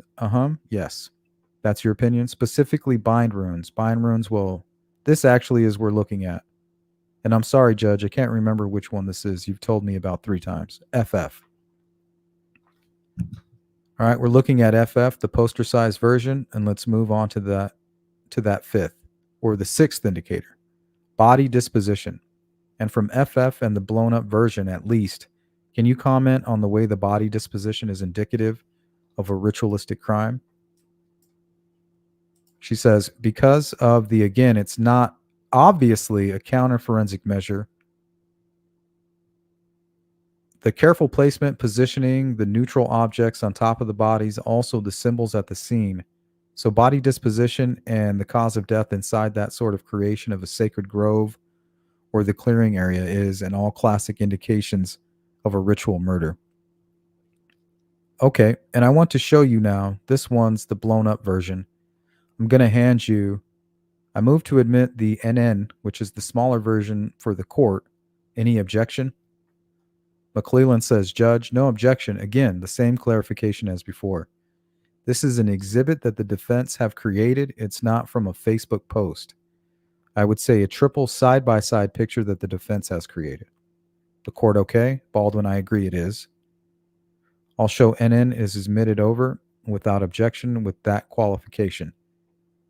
Thank you. Talking still about the fifth, body disposition. What does this exhibit show you?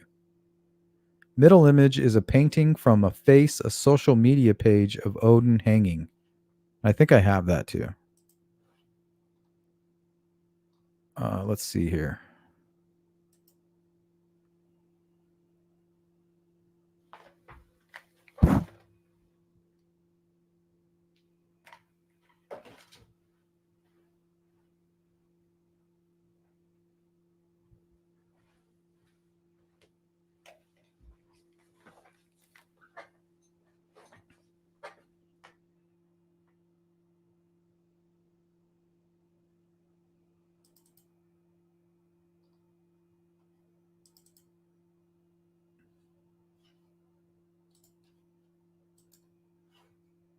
Okay, so she's talking about this painting here.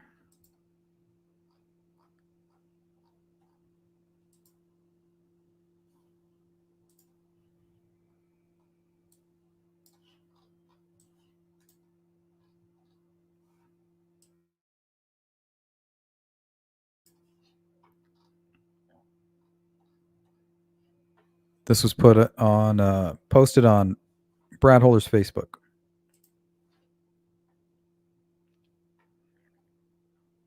Middle image is a painting from social media page of Odin hanging.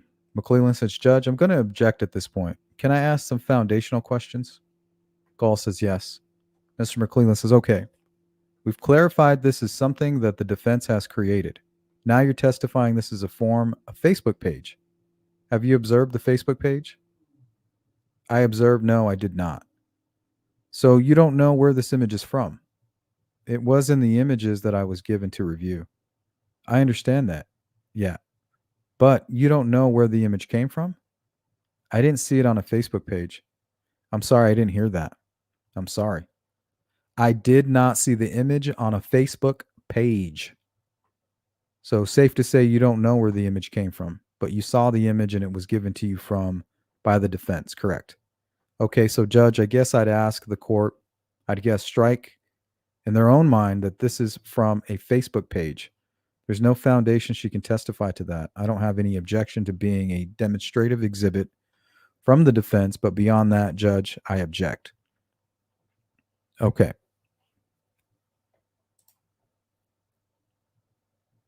Gibo. You might be BG. That's solid evidence right there against you.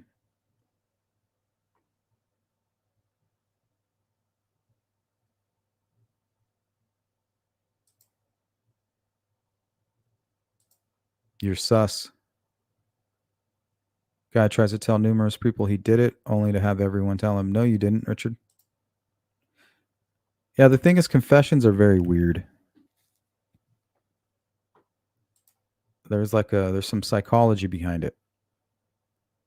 Context is everything when it comes to confessions.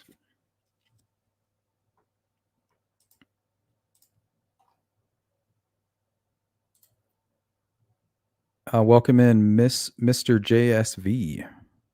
He ruined his hand. That is correct for Facebook being where they go to as to evidence. I don't know about evidence, but I'm trying to look for people for sure. And I'm sure they do look for evidence as well.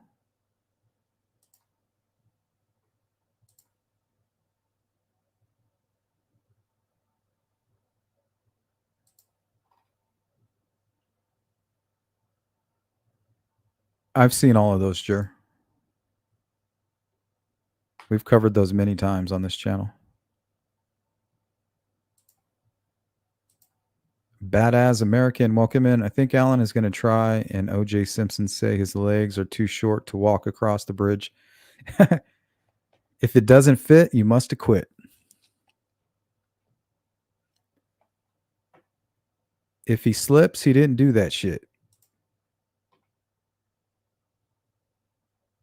Stephanie says Odinist theory is nonsense. Well, I don't know if it's nonsense. It's just there's no connection to the crime, right? It doesn't fit in. They're trying to say that these are runes, and it's very possible that they're just countermeasures, right? They were there to conceal the victims in a hurry, even. Exactly, Mr. JSV. Two parallel lines going the same direction mean a flowing or something, and a horizontal line separates the top portion from the bottom portion. Horizontal branch separates the bottom.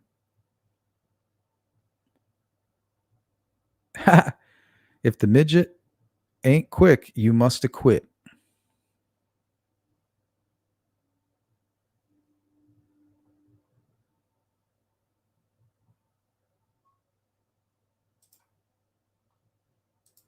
Good to see you, Miracle Hearts. There's more than one runic alphabet, and none of the stick formations match any of them. I mean, you can say one is kind of close, and that's the only one they ever want to talk about. They won't talk about the other one. You have to go to great lengths to try to decipher it. FYI, I tried to join your channel. I guess it didn't go through. I'll try again in a bit. Meanwhile, I'm Gray. Welcome in, Gray. Glad to have you.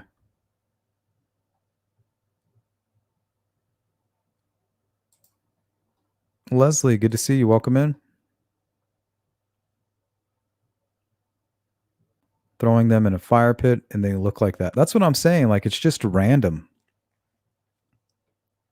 And the thing is, they did hide the bodies.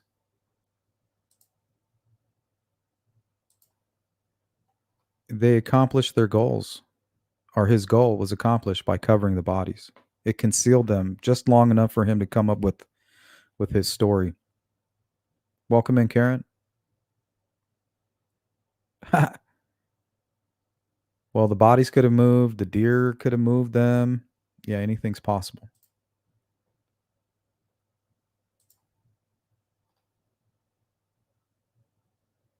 They're on acid.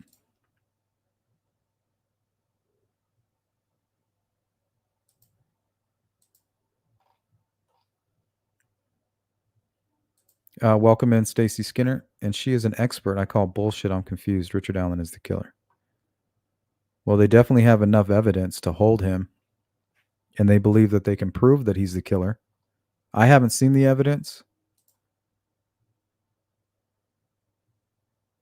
But they don't need the confessions and they don't need the DNA or any of that to prove that he had something to do with the murders.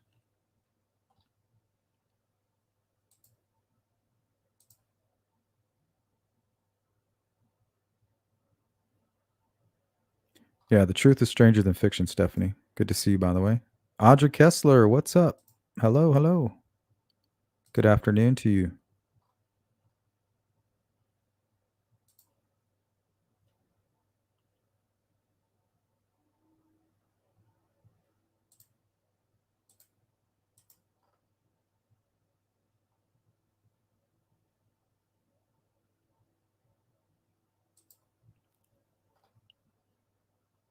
What do you mean, Sean?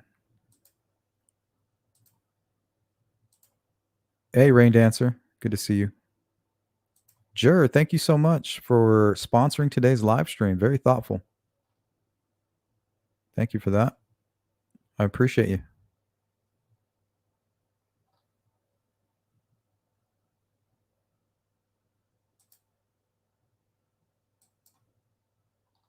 Is there any way to confirm the total number of odinistic ritual sacrificial murders in the U.S. in the past decade? It's probably zero, honestly. But in Richard Allen's, in their opinion, it's because it's being overlooked. Investigators are just too dumb to see it.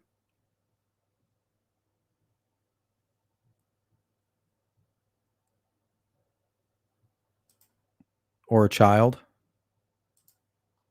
Maybe somebody it looks childlike. Or a rookie, maybe. Or just somebody who's throwing sticks over a body and trying to get the hell out of there.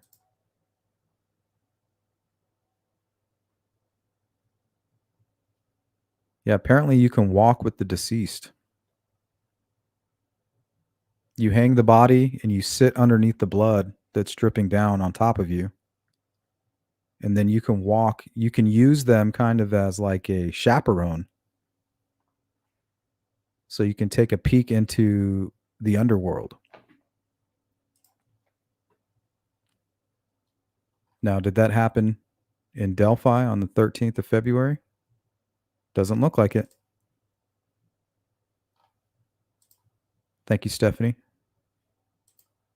Appreciate you, Leslie. Yeah, if you guys could like, share, and if you haven't, subscribe. Okay, Baldwin says, as an officer of the court, I would say that this is off of Brad Holder's Facebook page. It's a painting. Okay, now they're talking about the painting. I could give you the reference. In fact, I think we already did this on Tuesday. He laid the foundation that he painted this, made this painting in his deposition. I have that. Maybe on break I can give that to you. So what does this hanging man and the body disposition, which is the sixth indicator, what does that tell you about this third party who posted this? The positioning of the legs particularly are identical.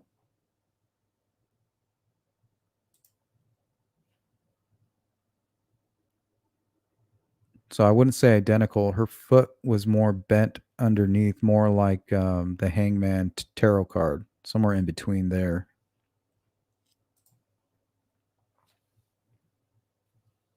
The image itself is a very common classic of the painting, is a classic depiction of Odin. It's used in tarot cards, although tarot is not part of this, but it's an image that's very common in Odinism, where you have him depicted during sort of the primary event where he's hanging on the tree for 9 days, discovering the runes, and that is significant because the classic image usually has the other leg bent. But the painting is the same leg and the same positioning of the leg as the victim. Also, in the paintings and within the victim, the eyes and the mouth are open. If I were to represent as an officer of the court that this painting, and in low lighting, you can't really see here, that Brad Holder, that the painting shows that it was signed and dated on February 17th of 2018, which is 1 year to the date that he was interviewed by police. Would that mean anything, or am I just trying to be a defense lawyer and do defense lawyer things? You mean grasping? Cherry picking? Giving defense attorneys a bad name.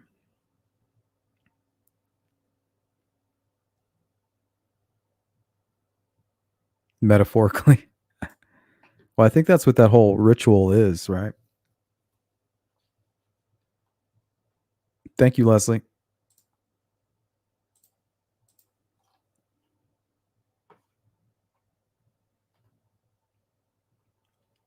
She says, well, if that's the case, then that's fine. No, dates do, anniversaries, commemorative dates have meaning to people. It can be. It may have meaning. The fact that it's almost the year anniversary of the homicide. But again, it goes to that person, right? The individual.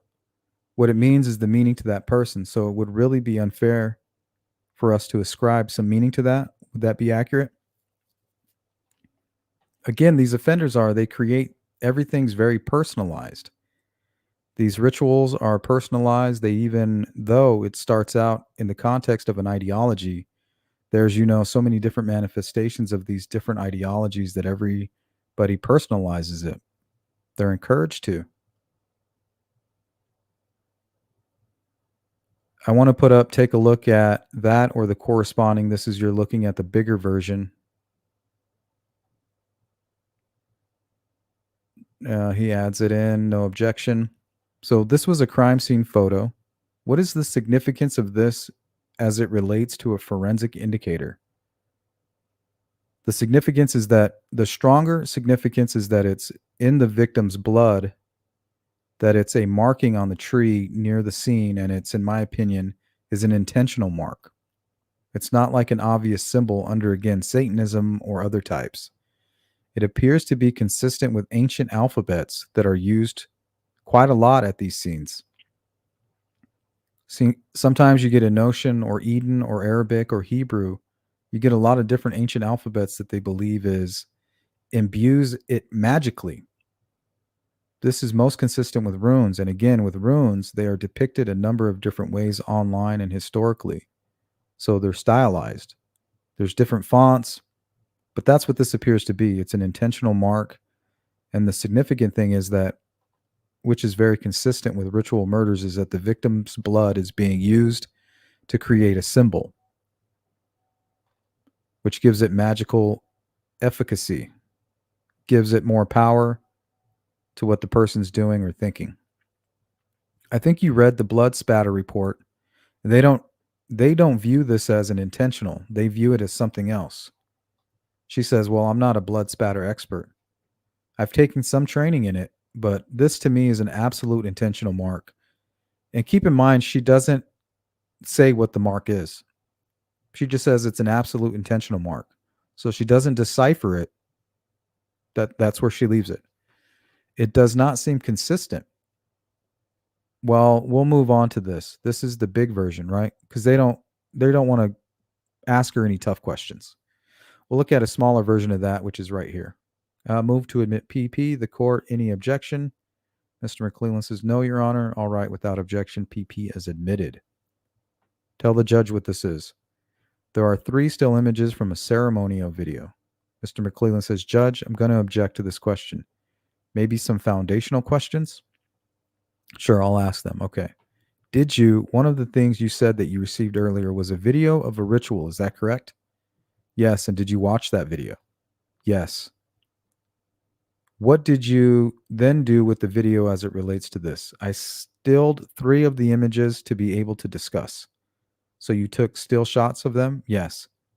And then put them in this poster board. Or I put them on the poster board, but thought the images would be good. Okay, what is significant about this to you? This was an odinist ritual. The part that at the very beginning, they're in an outdoor wooded area near water.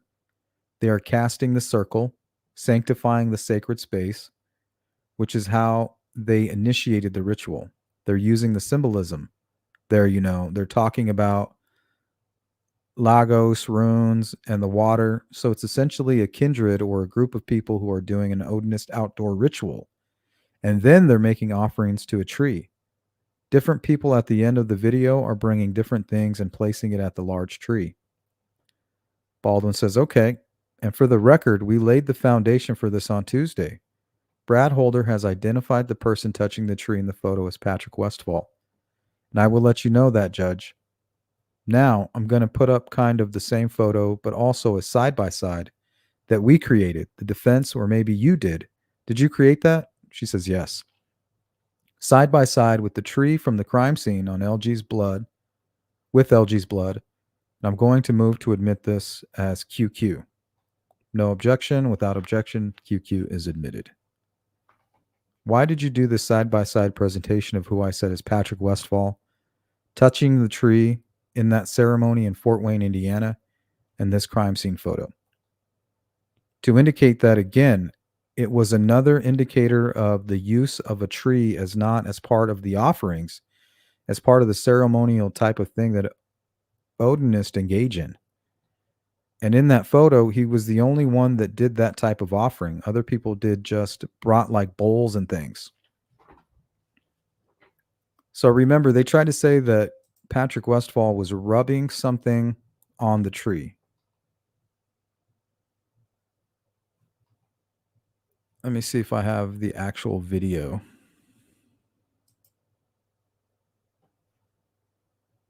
I think this might be it. What do you want to create? And this child, every you should.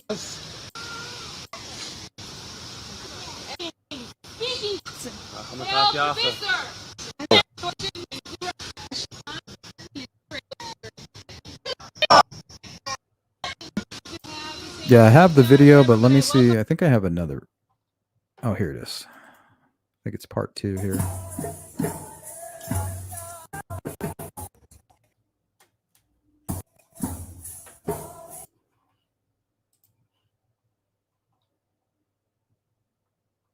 Bear with me, guys.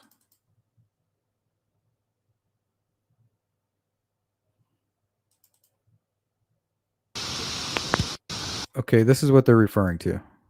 And I yanked this off of Brad Holder's Facebook page.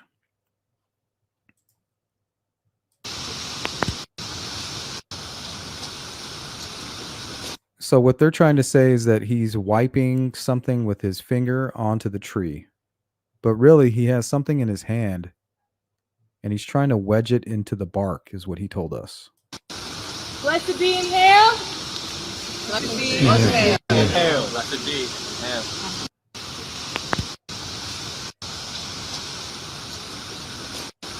Blessed be inhale. Blessed be inhale. Inhale. Blessed.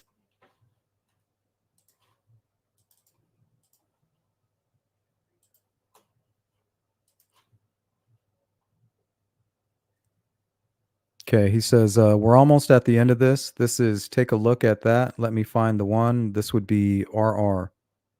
This is the packet of stuff that you received from us. Yes. Move to admit RR. No objections. RR is admitted. Why was this significant to you in terms of trying to assess third-party suspects in a ritualistic crime scene setting? This was a posting, a social media posting of an altar, an Odinist altar.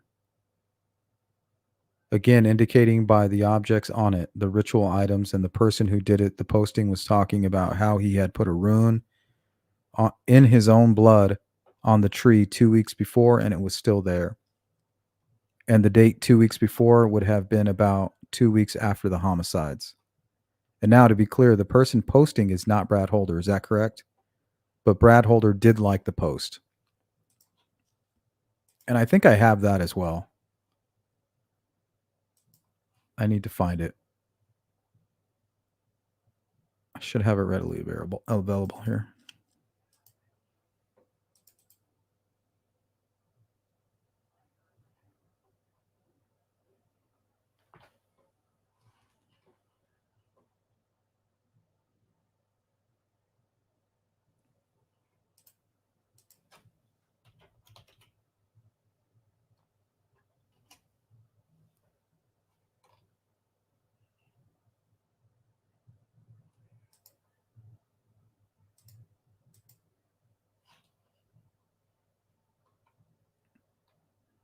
Okay, here it is. So this is the one they're referring to. So if you click on all the people, the 5 people that liked it, you have Brad Holder's name that pops up here. And I think they're talking about this.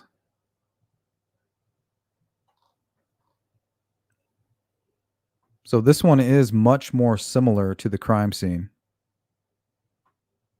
because they state that the blood, or what they call a rune, was put about 4 feet off the ground, from the ground up. This is probably about 3 feet, but much more similar to the actual crime scene. Why is it significant? because Brad Holder liked it.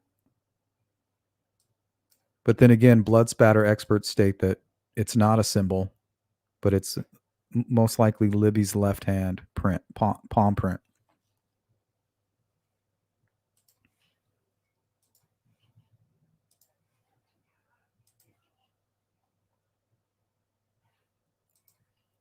Right. So if you look long enough, you're going to find things.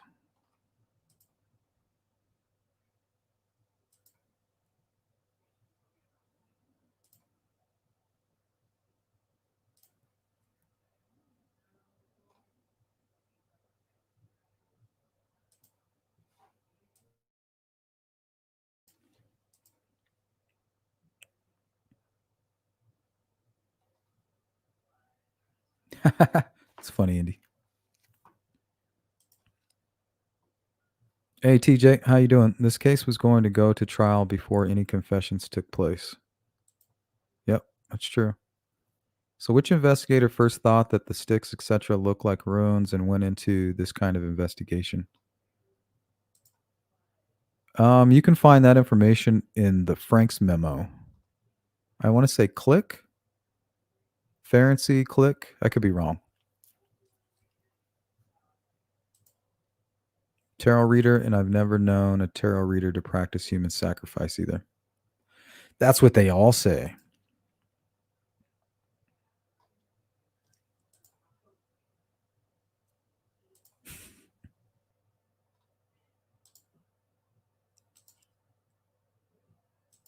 Yeah, I think he was putting a rune coin, trying to wedge it into the bark. But if you go read the Frank's memo, they say that he's rubbing something onto the tree, which is complete bullshit.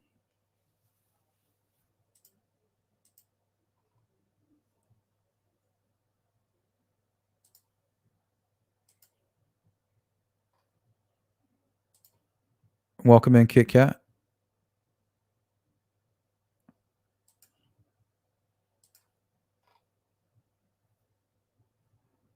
Yeah, they're trying to say that it was a symbol. They're expert, right? The expert that they hired and are paying cash money.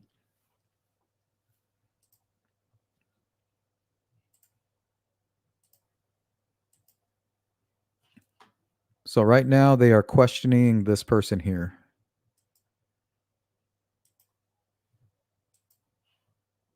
Dawn Perlmutter.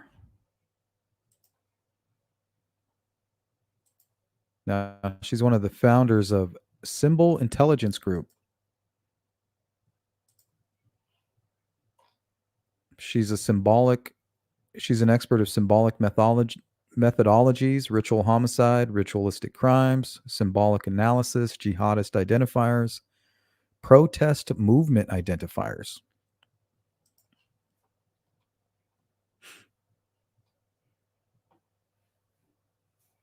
Correct, but Brad Holder did like this post. She says correct.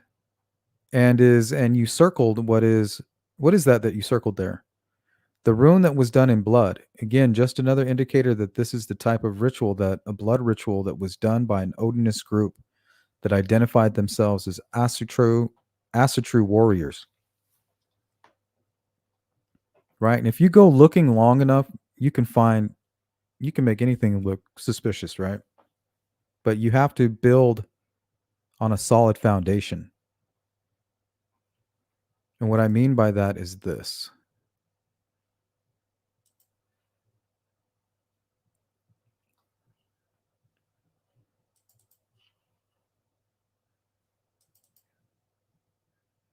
So we have the F tree, or Libby's tree.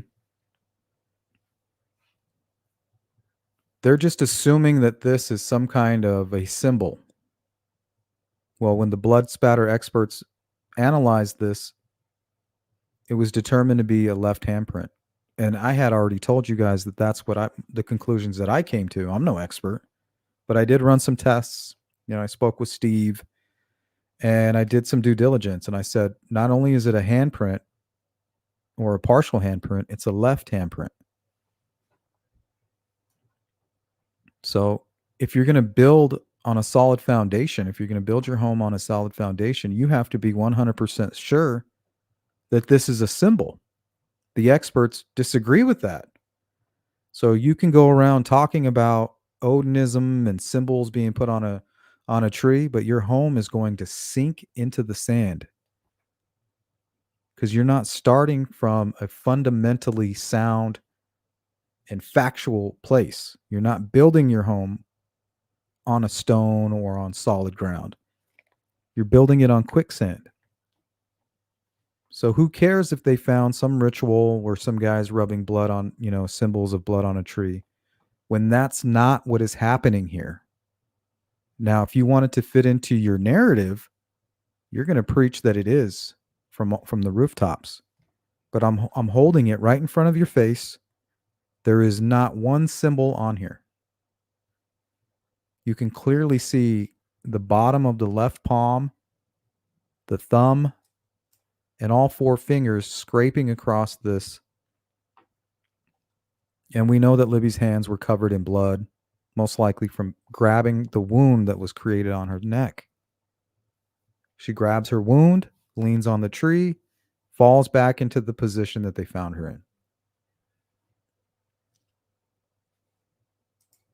Pretty simple.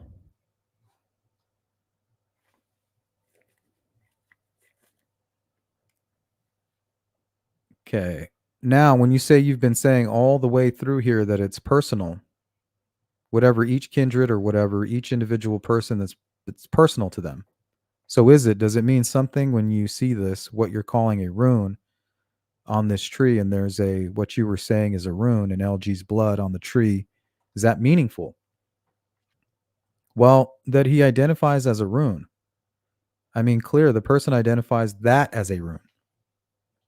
And again, it's to demonstrate that this is a practice that was being done among these groups that are seeing each other online. And lastly, I think we start wrapping up here. Is this going to be SS? I believe. Take a look at that.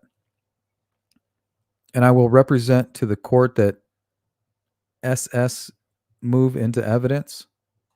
Any objection? No objection.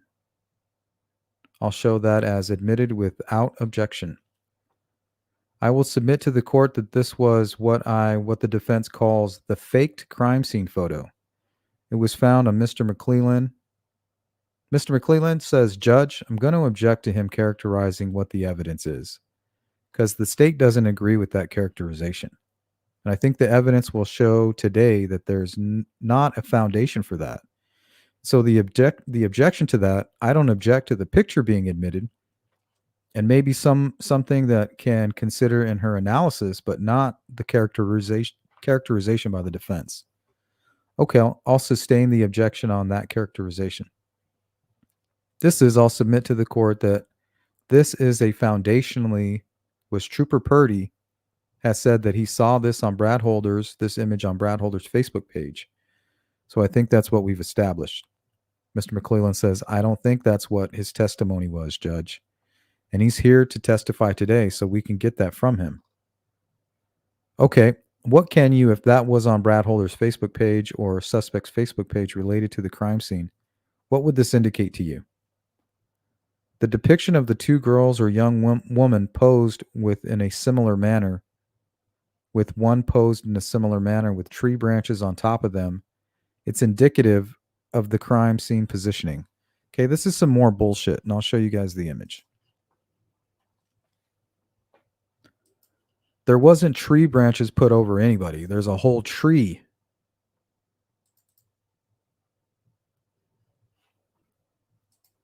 Okay, like these aren't tree branches. This is an entire tree that has fallen down and they're acting like it fell on them.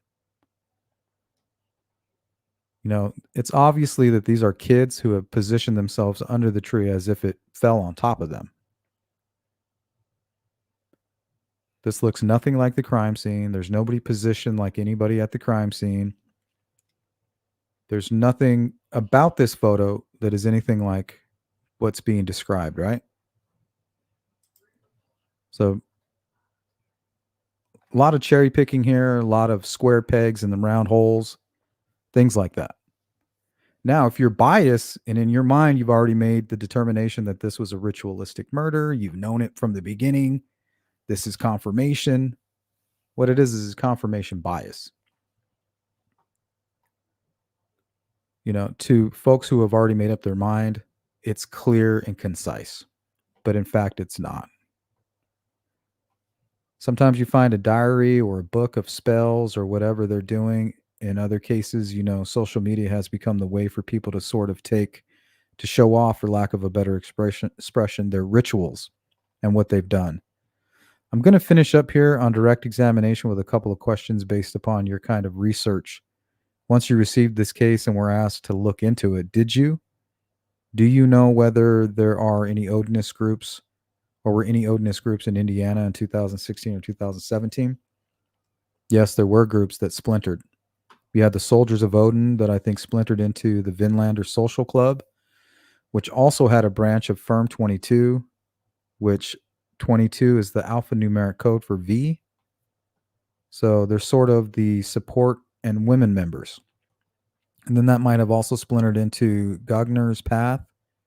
So there were also Soldiers of Odin. There was the outlaw Hammerskin Nation. The Vinlander Social Club splintered off of them, an extremely violent gang. And you said earlier that these violent Odin gangs, were they white suprema? Were they have white supremacy? These are all the racist Odinists, the white supremacist racist Odinists. And did you say earlier that these are the splinter Odin groups that believe in blood sacrifice? They've done murders. So do you know a ritual murder would be a progression? Do you know, or are you aware of whether there is any human sacrifice in Odinism? There are. There's literature that shows different cases of sacrifice every NME years, and there's different references to it in some of the writings and literature. Hang on a second. If the BAU or the prosecution were to claim that what was going on there at the crime scene was called an undoing, would you agree with that assessment? No. An undoing is, from the behavioral analysis, is a symbolic reversal of a crime. It's when a person feels remorse or guilt, and they will either, position the body so that they look like they're sleeping, or they will cover the body with a blanket. They're staging, but they're not doing it as a counter forensic measure. They're doing it out of the remorse they feel. So with the way that they're so displayed with undoing, you're trying to give the person sort of dignity in death. There is no dignity in the way that these girls were positioned. The only thing that might have some relevance is redressing does occur. Dressing the body is an undoing behavior, and it's unusually done by someone who's familiar, knows the person, a family member, or, something like that. Well, the person who was redressed successfully was Abby, and that's the person that he apologized for killing when he was talking to himself, and he was overheard talking to himself in his jail cell. But I also believe he planned to redress Libby. That's why you find all of her clothes in the water. He needed to clean them of all of the DNA before he moved on to redressing her. But it would be at that moment that Brad Weber came home, driving down the private drive, and that's why Muddy and Bloody Guy was seen only 10 minutes after that, trying to flee the crime scene. So I'm assuming it was at that point he just said, screw it, I'll cover them with sticks, and then I'm out of here. Possibly be an undoing. But one is a psychological concept. The other, in my opinion, it's a ritual, and it was done for ritual purposes, not as a counter-forensic measure and not as a form of remorse. Any doubt in your mind that this was a ritualistic killing? She says none at all. Baldwin says no other questions. Now, these are going to be questions by Nick McClelland, and we'll take a little break right now. Catch up on the chat. What's up, True Crime Fangirl?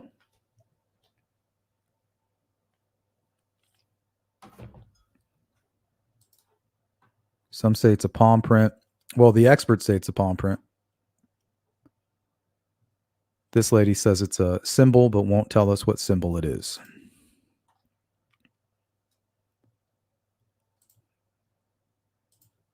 And And she's not even a real expert on the subject. No, she's not an expert on odinism per se.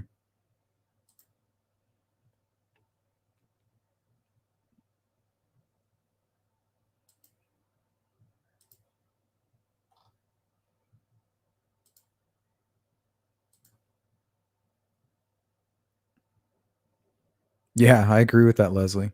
Honestly, if you have terabytes of discovery, you could make any theory out of that information. You would just have to cherry pick what fits that narrative, right? Even though you're leaving out 90% of the discovery, all you need is that 10% to make your theory work, with each item being interchangeable.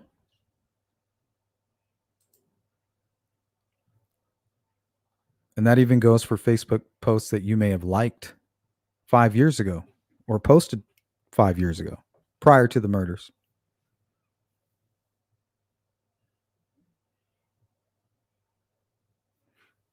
Miss Molly, you got to remember, it was Richard Allen that came forward. He said, I'm being threatened by these guards. And they asked, what guards? He said, the guards with the Odin patches, right? That's when the Odinism defense was born. It was born from Richard Allen. Yes, there were investigators that had already looked into it, but the evidence didn't lead the defense team to the Odinism thing. It'd be different if they were going through the discovery and they said, hey, look, these investigators are looking into this Odinism or Norse paganism theory. That's very interesting. That's not what happened. What happened was Richard Allen brought it to his defense team's attention, and they formulated it after that. So it's putting, what do they call that? Putting the trailer before the horse? Putting the buggy before the horse?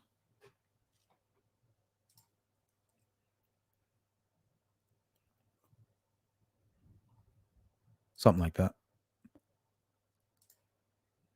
Yeah, good to see you. Welcome in. It's coming.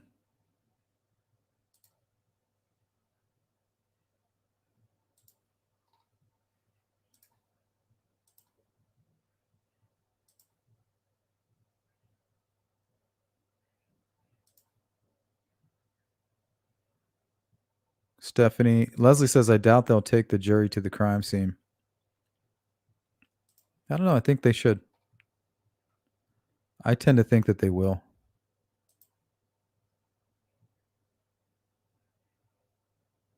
Yeah, and why?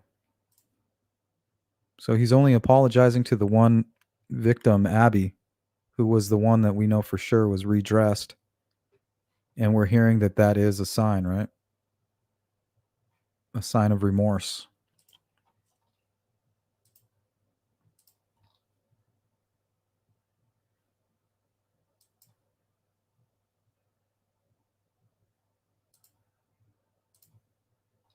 Yeah, the cart before the horse.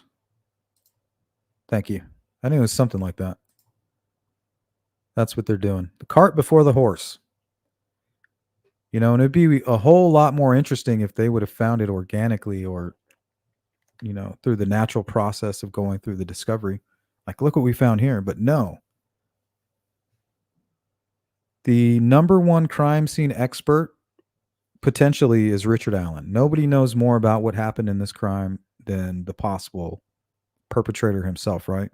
There's nobody that knows more about the motivation. There's nobody that knows more about what happened with the sticks, what happened at the crime scene with the victims, the victimology, the typology. Nobody is more of an expert than Richard Allen, right? If he's the guilty man.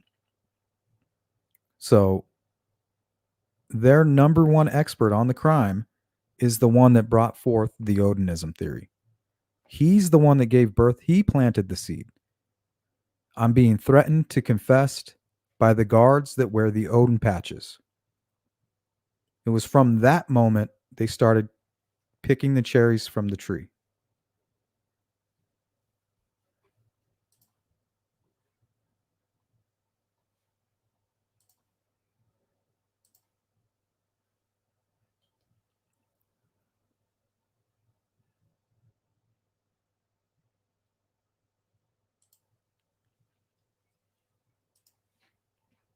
Okay, questions by Mr. McClelland. Slick Nick, up to the plate. Miss Perlmutter, we talked about your education and we talked a little bit about where you're employed. Do you work exclusively for the government? I work for different departments. The university, the Philadelphia College, osteopathic medicine is a non government one. Do you also do consulting like you are here today? Yes. Case consulting? Yes. And you get paid for those privately as well, right? Yes. Okay. So you do consulting or testifying work on the side beside the jobs at the university and the government? Yes. And so it's part of how you make your living is testifying about these things. Yes. Okay. What training do you have specifically to recognize when a crime scene is part of an odinist ritualistic killing? The training I have is to identify different symbols and rituals that occur. So it's a process of elimination. And in this case, that's what I identified it as. Okay, well, let me back up. Any of the books that you have written, have they dealt exclusively with odinism? No. Okay, any of the training you've given to any kind of government department, have they dealt exclusively with odinism? Not exclusively. But they're definitely part of the 1-day training I do on RMVEs. Have you had any training specifically on Odinist ritualistic killings that narrow the field exclusively? No. And I don't know if there is any training on that available. And so if that's true, which I think it is, that there is no training, how do you educate yourself about a discipline? Well, it comes from doing research, going to a lot of conferences. Go to gang conferences. I trained. I've done lectures at those conferences.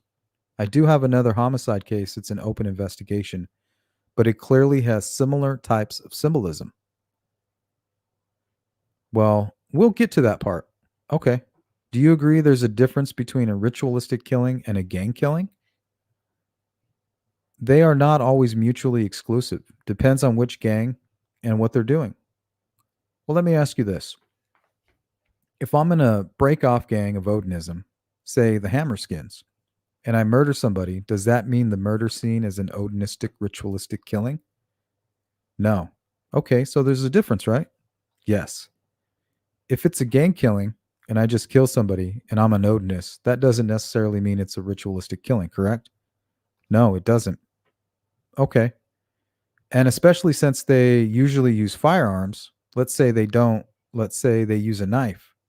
Just because they use a knife, doesn't that mean it's an Odinistic ritualistic killing, correct? No. Okay. Or, yeah, that doesn't mean it's an Odinistic killing, right? No. Okay. It's the combination of just okay, we'll get to that. But just because it's done outdoors, does it mean it's a ritualistic killing? No. Okay. In these Odinistic ritualistic killings, through your research, who is typically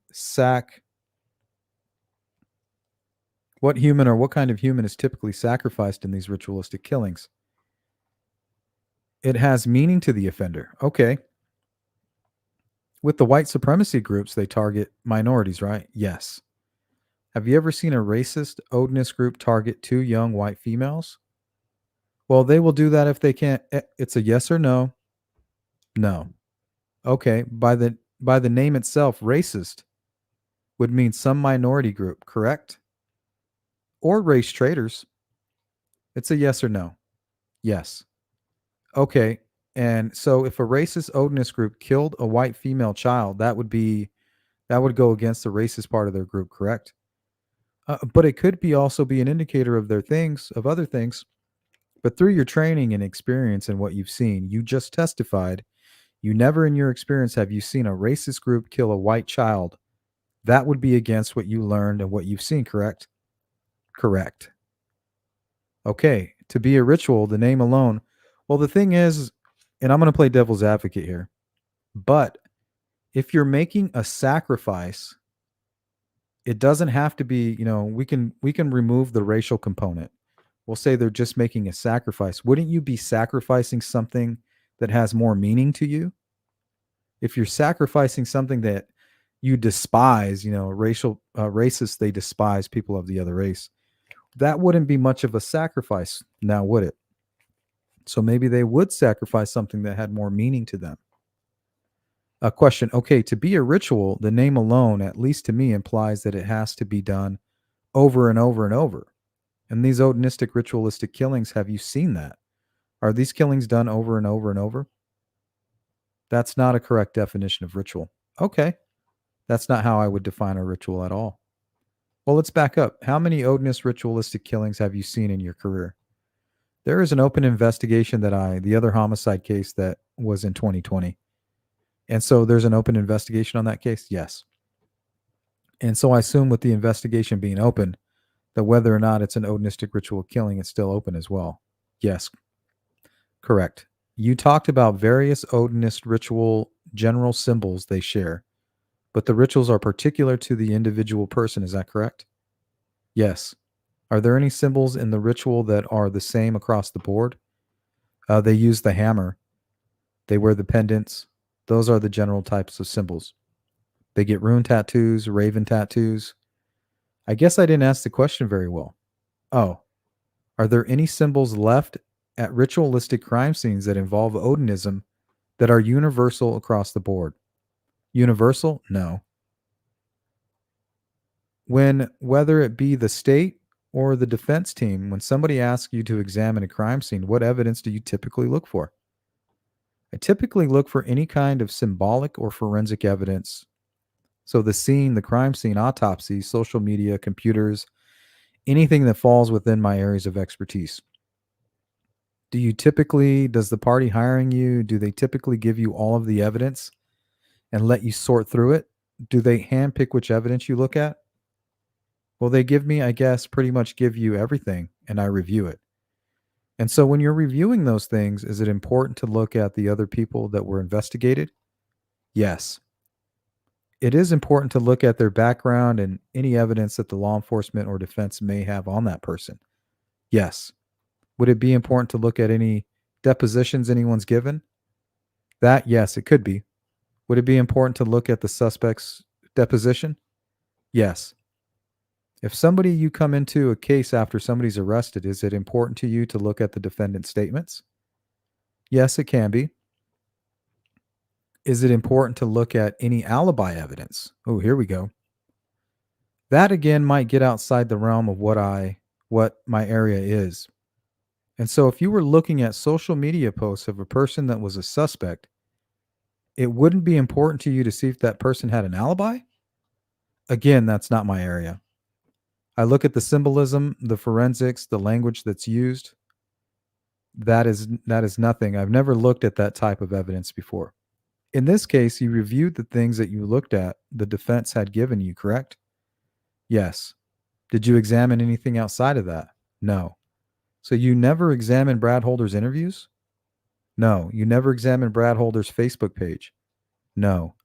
You never examined Brad Holder's deposition? No. So you only examined the cherries that were picked and put in a basket for you then. Is that what you're telling me? Yes. You never examined any evidence that showed where Brad Holder was that day? No. Did you examine any evidence that the state has against the defendant? No. Did you examine any other suspect information? I looked at a police interview with Patrick Westfall. So you looked at the evidence. The only evidence you looked at is what the defense spoon-fed to you or gave to you. I looked at evidence that was provided to me. Yes. Basket of cherries. When you looked at the evidence, was it organized in the way that exhibits are today? Were the side-by-sides given to you in that fashion? No, I did that. Well, you didn't do all of them. Some of the side-by-sides that were presented in the evidence today were done by the defense in demonstrative exhibits. And were they given to you like that? Like the side-by-side of the stick? Or the picture of Brad Holder's hand and the picture of Abby Williams' body at the crime scene? That was given to me, but that was given to me. Okay, correct. So the side-by-sides that the defense created, they were given to you in that fashion? That one, yes. Okay, when you're looking at evidence, I don't even know if there's an industry for what you do, but are there industry standards of what things you're looking at when examining a crime scene? Well, that's why the methodologies are so important. I mean, that's why I have crime scene training, go to crime scene conferences. There are the methodology is all those types of that I listed. Place, date, holiday, just all of the causes of death, things like that. All right, let's take a quick break. Why don't they ask how much they are being paid to testify? I'm sure it's a lot. Why did he ask her a question about WS? Is she a WS expert? Well known in Charlottesville.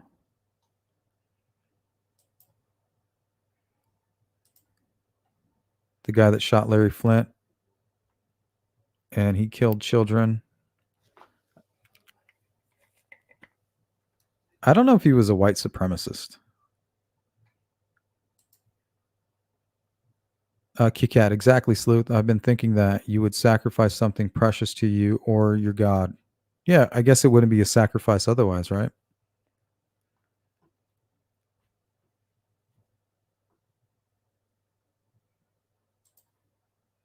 BN Mama, what's up? Shout out to the replay crew.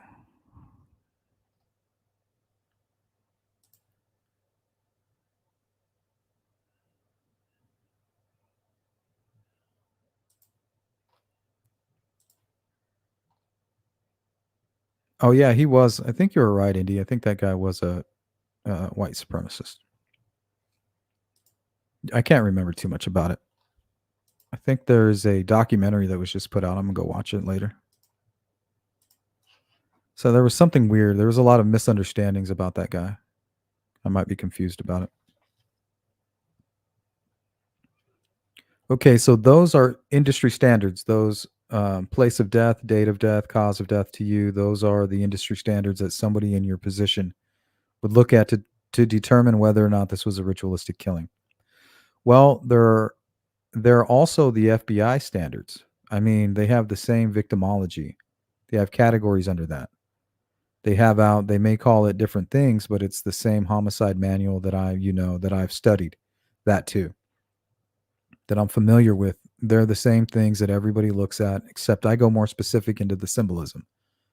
So out of the thing that you listed, place of death, date of death, cause of death, murder weapon, which is the most important? I would say the cause of death. It's the most significant, and the body positioning. Let's talk about the cause of death for a minute. You said that it was important that they were cut, correct? Their throats were cut. That they were the exsanguation, and yes, the sharp force, correct. So I think exsanguation is the draining of the blood or loss of blood. Okay, does it matter how I've seen a lot of movies where when they sacrifice, they come from one side of the neck to the other and cut it that way. Is that what you mean when you talk about? No, it's not that specific. It's the fact that they died from the knife wounds. A sharp yes. And so the fact that someone died from a knife wound, that's the most important thing you look at when determining whether or not this is a ritualistic killing. To the neck. Knife wound to the neck, right. That doesn't mean every killing where there's a knife wound to the neck is a ritualistic killing. No. Right. Absolutely not. That doesn't mean that if someone's an odinist and they kill somebody with a knife wound to the neck, that doesn't mean it's a ritualistic killing, correct? Correct. It's all very personal to whoever did the killing, correct? Correct. But it's in combination with all of the other things. Well, let's go back to that. You said several times it's all personal to whoever did the killing. You're just guessing what these symbols mean. Because only really the killer knows, right? I wouldn't say guessing. It's significant that somebody did a symbol in blood. It's consistent with other ritual homicide cases. But it's significant to you. It may not be significant to the killer, and you don't know that, correct? See, and this is what I was going to. Everything with her earlier was very matter of fact, like, that's a symbol, there's no way that he was concealing the bodies. Like, she never once said, in my opinion or in my expert opinion. I guess that's one way of saying it.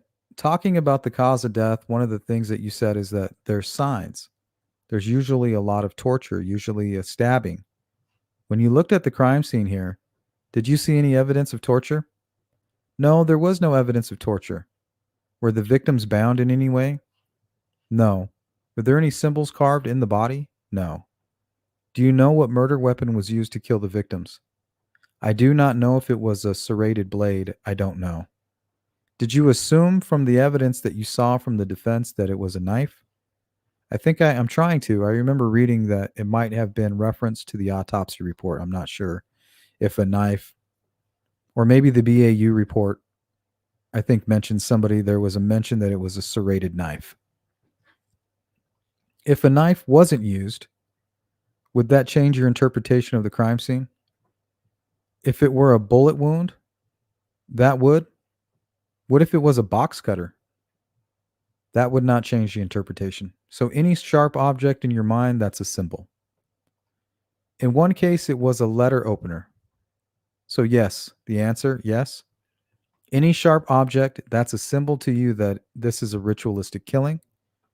If they're using it, combined with everything else you saw, if they're using it in that situation to, what's that situation? In an outdoor scene with the body positioned and in the woods near water, the one positioning of the bodies, that whole combination. Positioning of the bodies, do you agree that AW, her body is right where she died? It was not moved? I don't know if she was dressed or redressed, so she had to be moved for that to happen. I don't know if she was moved from a distance, but her, you know. Well, how do you know she was redressed before or after she died? I don't know if she was redressed before or after, but somebody had put clothes on her because she was wearing undergarments. To redress somebody, you're manipulating the body. I don't know if but you're assuming she was redressed after she died. I don't know. I mean, you have to, right? Because you're saying to redress the body, you would have to reposition it. Well, if she got dressed before she died, there wouldn't be any positioning of the body. I didn't say that she was redressed after she died. Okay, we'll move on. Do you know for sure that Abby Williams' body was moved? I don't know. I think that her leg was positioned that way. And what are you basing that on? I'm basing it on it doesn't appear to be natural. The sticks were placed on her. No, no, no, no. We're not talking about the sticks, just her body. What gives you the indication that her body was positioned in that way? It's just in my opinion that if you're dressing somebody, that when you're putting pants on, your legs, it's not going to cross over. I think you know just the fact that in combination with other bodies being positioned. But for that assumption to be correct, you're assuming that somebody dressed her after she died and positioned her body that way while they were dressing her or after they dressed her. I'm not saying that she was redressed after she died. And again, how do you know her body was? We're talking in circles here, and I'll go all day if you want to. She says, no. How do you know her body was positioned? Because it's consistent with the rest of the scene. Okay, it's consistent with. How is that consistent with the rest of the scene?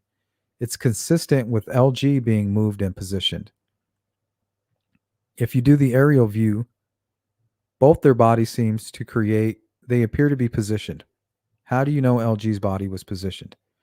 Oh, her body was moved. That wasn't my question.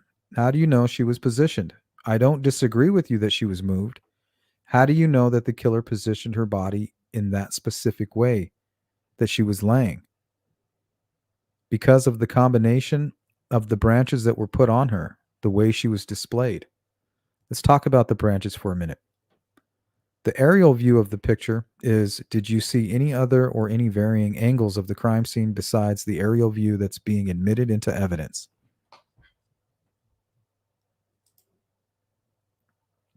Welcome in, Silas. Thank you, Leslie. If you guys make sure you hit the thumbs up. My point was, I've never read about any child sacrifice by WS, even though they have killed children. In some cases, none of those were sacrificial.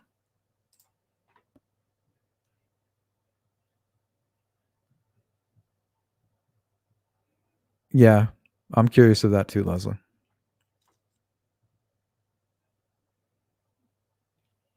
Yep, I agree with that, Indy. Hey, crime jester, NM destroyed her. Yeah, exactly. That's exactly what's happening right here.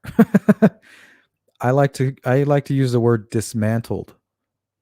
Systematically dismantled.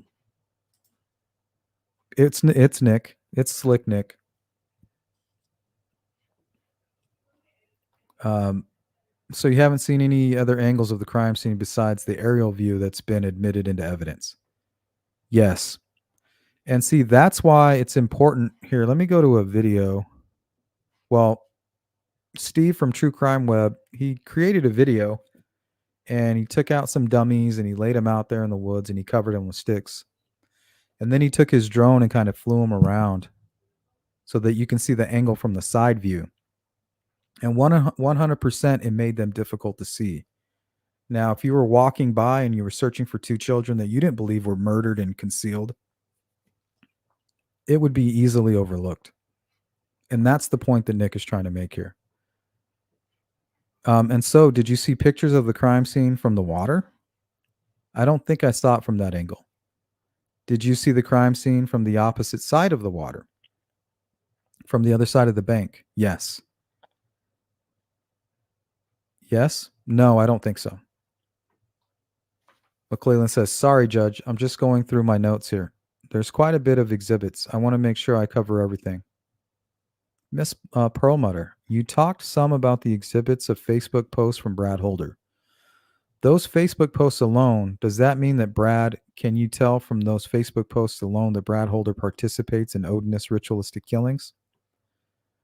I can tell that he practices Odinism and believes in magic. Okay, and magical thinking.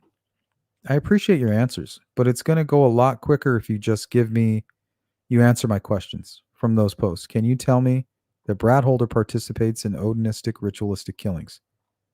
No. Okay, can you tell me from those posts that Brad Holder participated in the killing? No. Can you tell from those posts if Brad Holder does animal sacrifices as part of his Odinist belief? No. Can you tell that he does human sacrifices as part of his Odinist belief? No.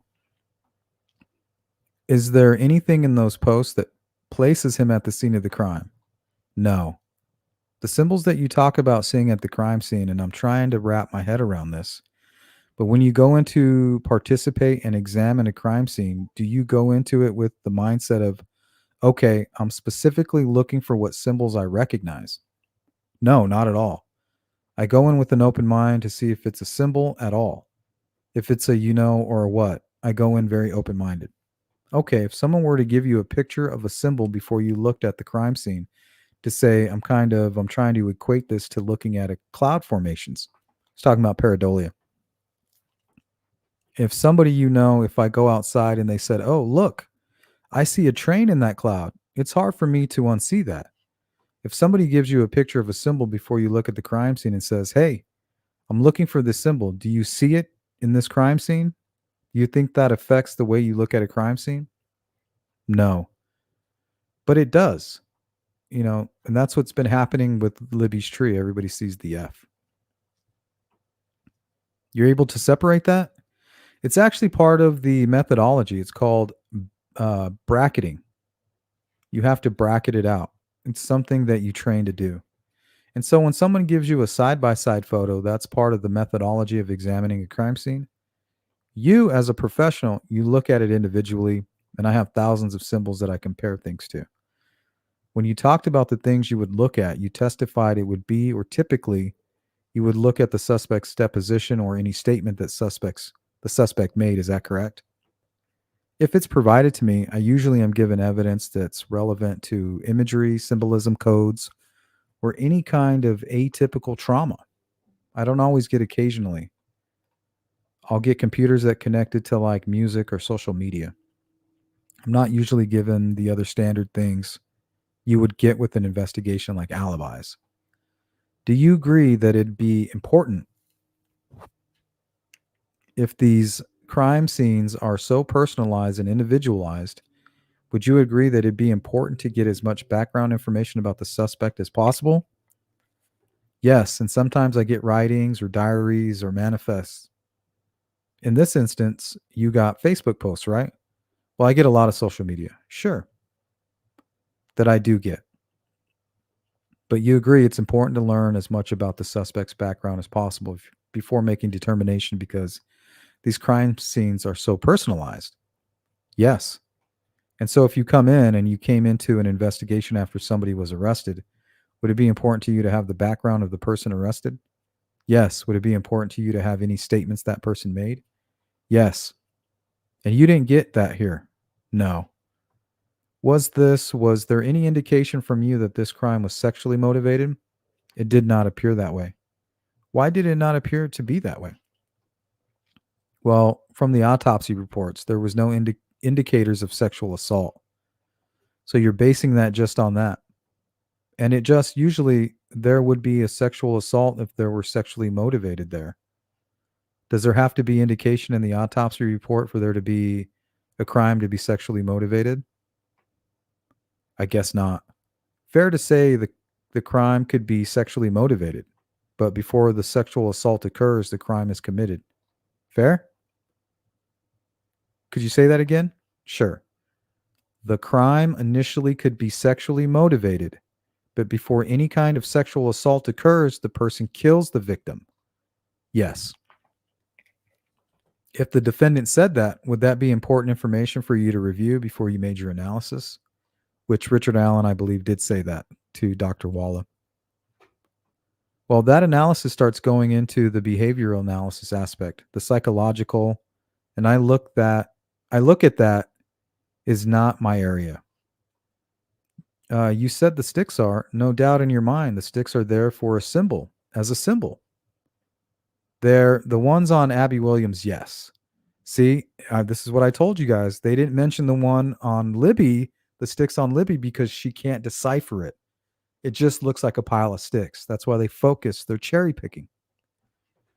Her answer was LG. They're there because they meant something to the offender, whether they're an alphabet, a sigil, a rune, or they had some meaning to the offender. And you're confident they were for any kind of countermeasure or to cover up the bodies. Absolutely confident.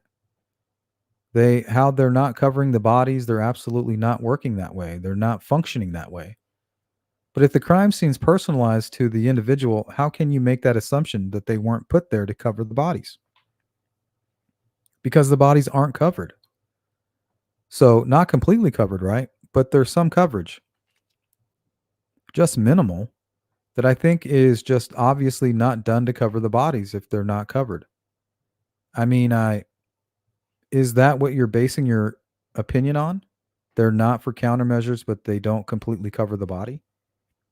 Yes. And so therefore they must be symbols. No, not therefore. It has to be symbols. It was a ritual act, in my opinion. It was a ritual that was done that had meaning to the offender.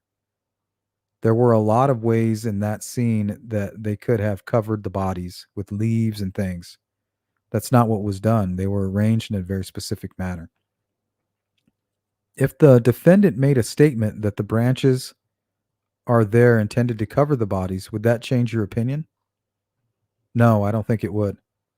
So regardless of what the defendant said, you're going with those are part of a symbol. I'm going with they had different meaning to the offender. Would it change your mind if the defendant here admitted to killing the girls? No, would it change your mind that he admitted to killing the girls and his defense team has admitted he has no Odinist ties? Would that change your mind? No. The blood on the tree, how confident are you that that is a symbol as opposed to blood spatter? I'm extremely confident. It's an intentional mark. In my opinion, it's an intentional mark. You have no training or you have minimal training in blood spatter? Correct. So how can you rule that out? Because of the appearance of it and the context and it's in with it being done at that scene. What is the context it's in? Can you explain that to me? What context is the blood on the tree in? I'm going from my experience in a number of cases where markings are put on trees and these types of scenes in blood. And from my experience, this is consistent with that. You've had other cases where you've examined crime scenes where marking has been left in blood at a crime scene? Not that specific marking, but you don't have minimal training in blood spatter? Correct. And you've ruled that out? Yes. And you've ruled out contact and transfer as well? Correct. And we talked a little bit about this on Mr. Baldwin did. If the BAU examined the evidence in this case and said that the sticks were a form of undoing, your testimony is that they're wrong. My testimony is that their perspective, they're trained to analyze it that way. That's how they're trained. And so analyzing these crime scenes is all about the perspective you bring into it when you analyze it. No, it's about a completely different methodology. Looking at it from the cultural anthropological methodology and opposed to behavioral analysis. And you use that methodology when you examine this crime scene? Correct. Can I have just a moment, Judge? You may. Miss Perlmutter, on the chart that Mr. Baldwin put up, there were 7 things listed, and you never really touched base on number 7. But number 7 was atypical blood pattern, and underneath it, it says atypical blood pattern on victim's face. What did you mean by that? There appeared to be on Libby's face an inconsistent pattern with the blood. There was a reference to it, I think, in the blood spatter report. Miss Perlmutter, when did you first look at the evidence for this case? I think about 3 months ago. So we're in July, I'm going to say April of 2024. Yes, I should have. That's when the evidence was given to you by the defense? It was. I should have checked the date. Yeah. I think it was around April. The exact date's not important, but around that time, sometime in April of 2024. Correct. And you talked about that some of the evidence you used, maybe not all every time, but the evidence you used to make determinations of whether or not this is I think you used the classic or textbook ritualistic killing. Is that correct? Yes. And is it important for you to examine that evidence before you make that finding? Yes. How important? It's important to examine the evidence. I mean, common sense says it's important to examine that stuff before making an analysis, so your analysis is correct. Yes. Is that fair? Yes. Back on September 19th of 2023, did you appear on Court TV? Yes. And you gave an analysis of this killing at that time. Is that correct? Yes. And prior to giving that analysis, had you observed any evidence from this case? I just read a Frank's memo. Did you observe any of the evidence from this case? No. And on that television show, I hope I get this quote right, but you told them that this is a classic ritual murder, correct? From the description, yes. And you told them that before examining the evidence the defense had given you, correct? Now you're in the business of consulting and testifying in these types of cases. You testified that you get paid to do these things, right? Yes. And so if you were there on Court TV, a national program, and say, this is a classic ritualistic murder, then you change your story, that may hurt your business, correct? Ooh, he's saying you backed yourself into a corner. She's saying, hey, that's not what happened. I reviewed the report, which was very specific, and I gave my opinion, and looking at the evidence, it was very different. I would have changed my opinion.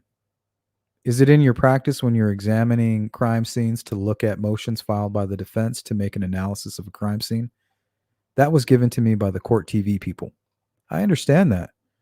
Are there any other cases where you've examined a crime scene where you've looked at the motion from the defense to make an analysis of whether or not the crime scene is a ritualistic killing? That was, no.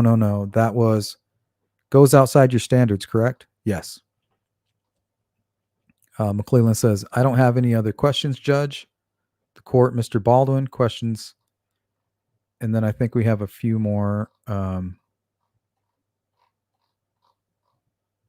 think just a few more by Mr. Baldwin.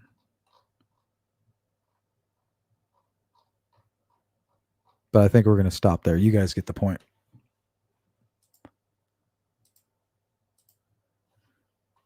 So she got eaten up alive with common sense questions. And that's what we're dealing with right now.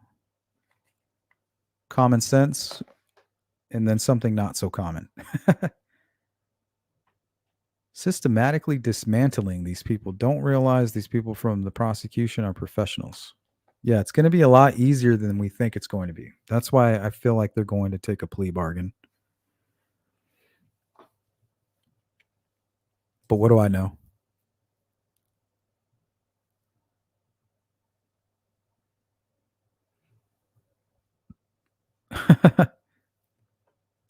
Or you just look for anything, right? It's called cherry picking.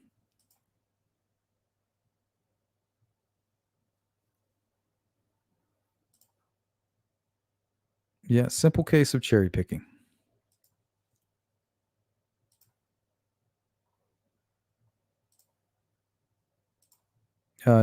Leslie says, not to mention there is a tattoo shop in Delphi on the square called Odin's Den. It's permanently closed now since the murders. How convenient. Minimal training in blood spatter says it all. Odinist has nothing to do with this shit. I don't know. Maybe Richard Allen's into Odinism. But I mean, we have an expert that was up here that was just easily dismantled by Nick. I mean, everything that she said, you know. But if you're biased, you're going to be like, yeah, you hear what this expert's saying? I told you it was ritual. I told you it was a ritual. You didn't listen. And then you have Nick step in and he's like, just destroys her.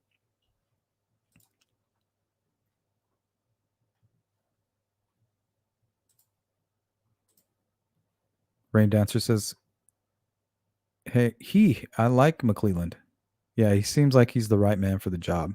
Because that's everything I was saying to myself. Like, you're telling me that somebody that practices Odinism happens to murder somebody with a knife, that you're going to call that a ritual? She's building her house on sand. And as soon as McClelland started asking questions, it started to sink. Because the foundation of her house was not built on solid ground. It was built on assumptions.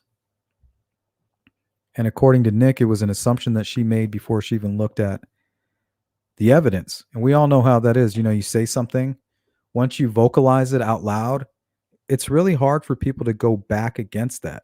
That's something you kind of have to teach yourself to do. Like, oh, just because I said this, or, you know, I mentioned it as a goal, it doesn't mean that you have to stick to it. You can just completely wipe it clear, you know, of the itinerary. Just, oh, I'm not doing that anymore. But sometimes when you vocalize it and say, hey, this is what I intend to do, or this is what I want to do, now you're stuck to it. You know, most people, they feel stuck. Like, okay, I have to go through with this now. When really all you have to do is stop and wipe the slate clean. And that's what he's kind of telling her, is like, you came out in public television and said 100%, I read the Franks memo, which is 100% bias, which kind of telling us where she stands to begin with, right? Her credibility is in question.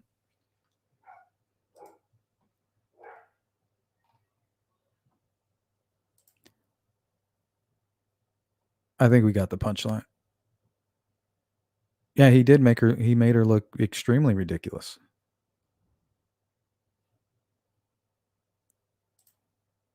Yep, he ate her up. I agree with that. No further questions, Your Honor. Clean up on aisle 4.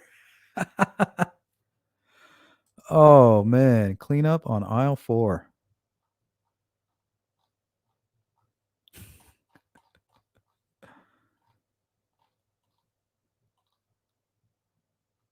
That's a good one.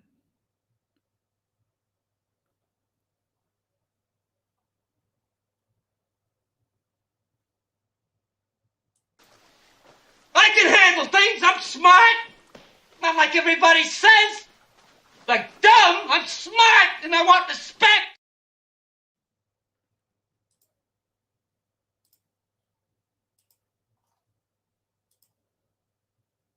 Rain Dancer says, I'm very convinced that the defense tells the half-truth. Maybe they don't even inform their experts fully. Well, they don't want to be informed, just like the defense doesn't want to be informed either.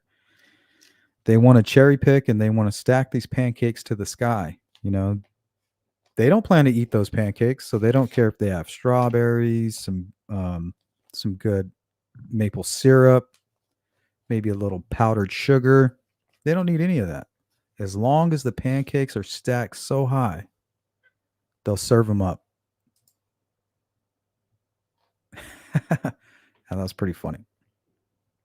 Well, I was going to go through some of these cases here, but if you guys want to look for yourself, crimes involving Satanism or the occult. Looks like Wikipedia has categorized all these, and there's a long list. Maybe we'll save that for another live stream. But I think that's going to do it for today, guys. Thanks for sitting through all of that.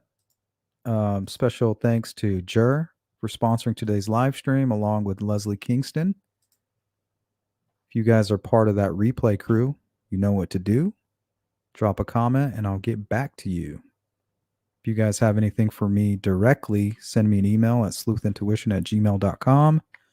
If you guys are interested in supporting my channel, you can support the Cash App or go to sleuthintuition.com and purchase some merch.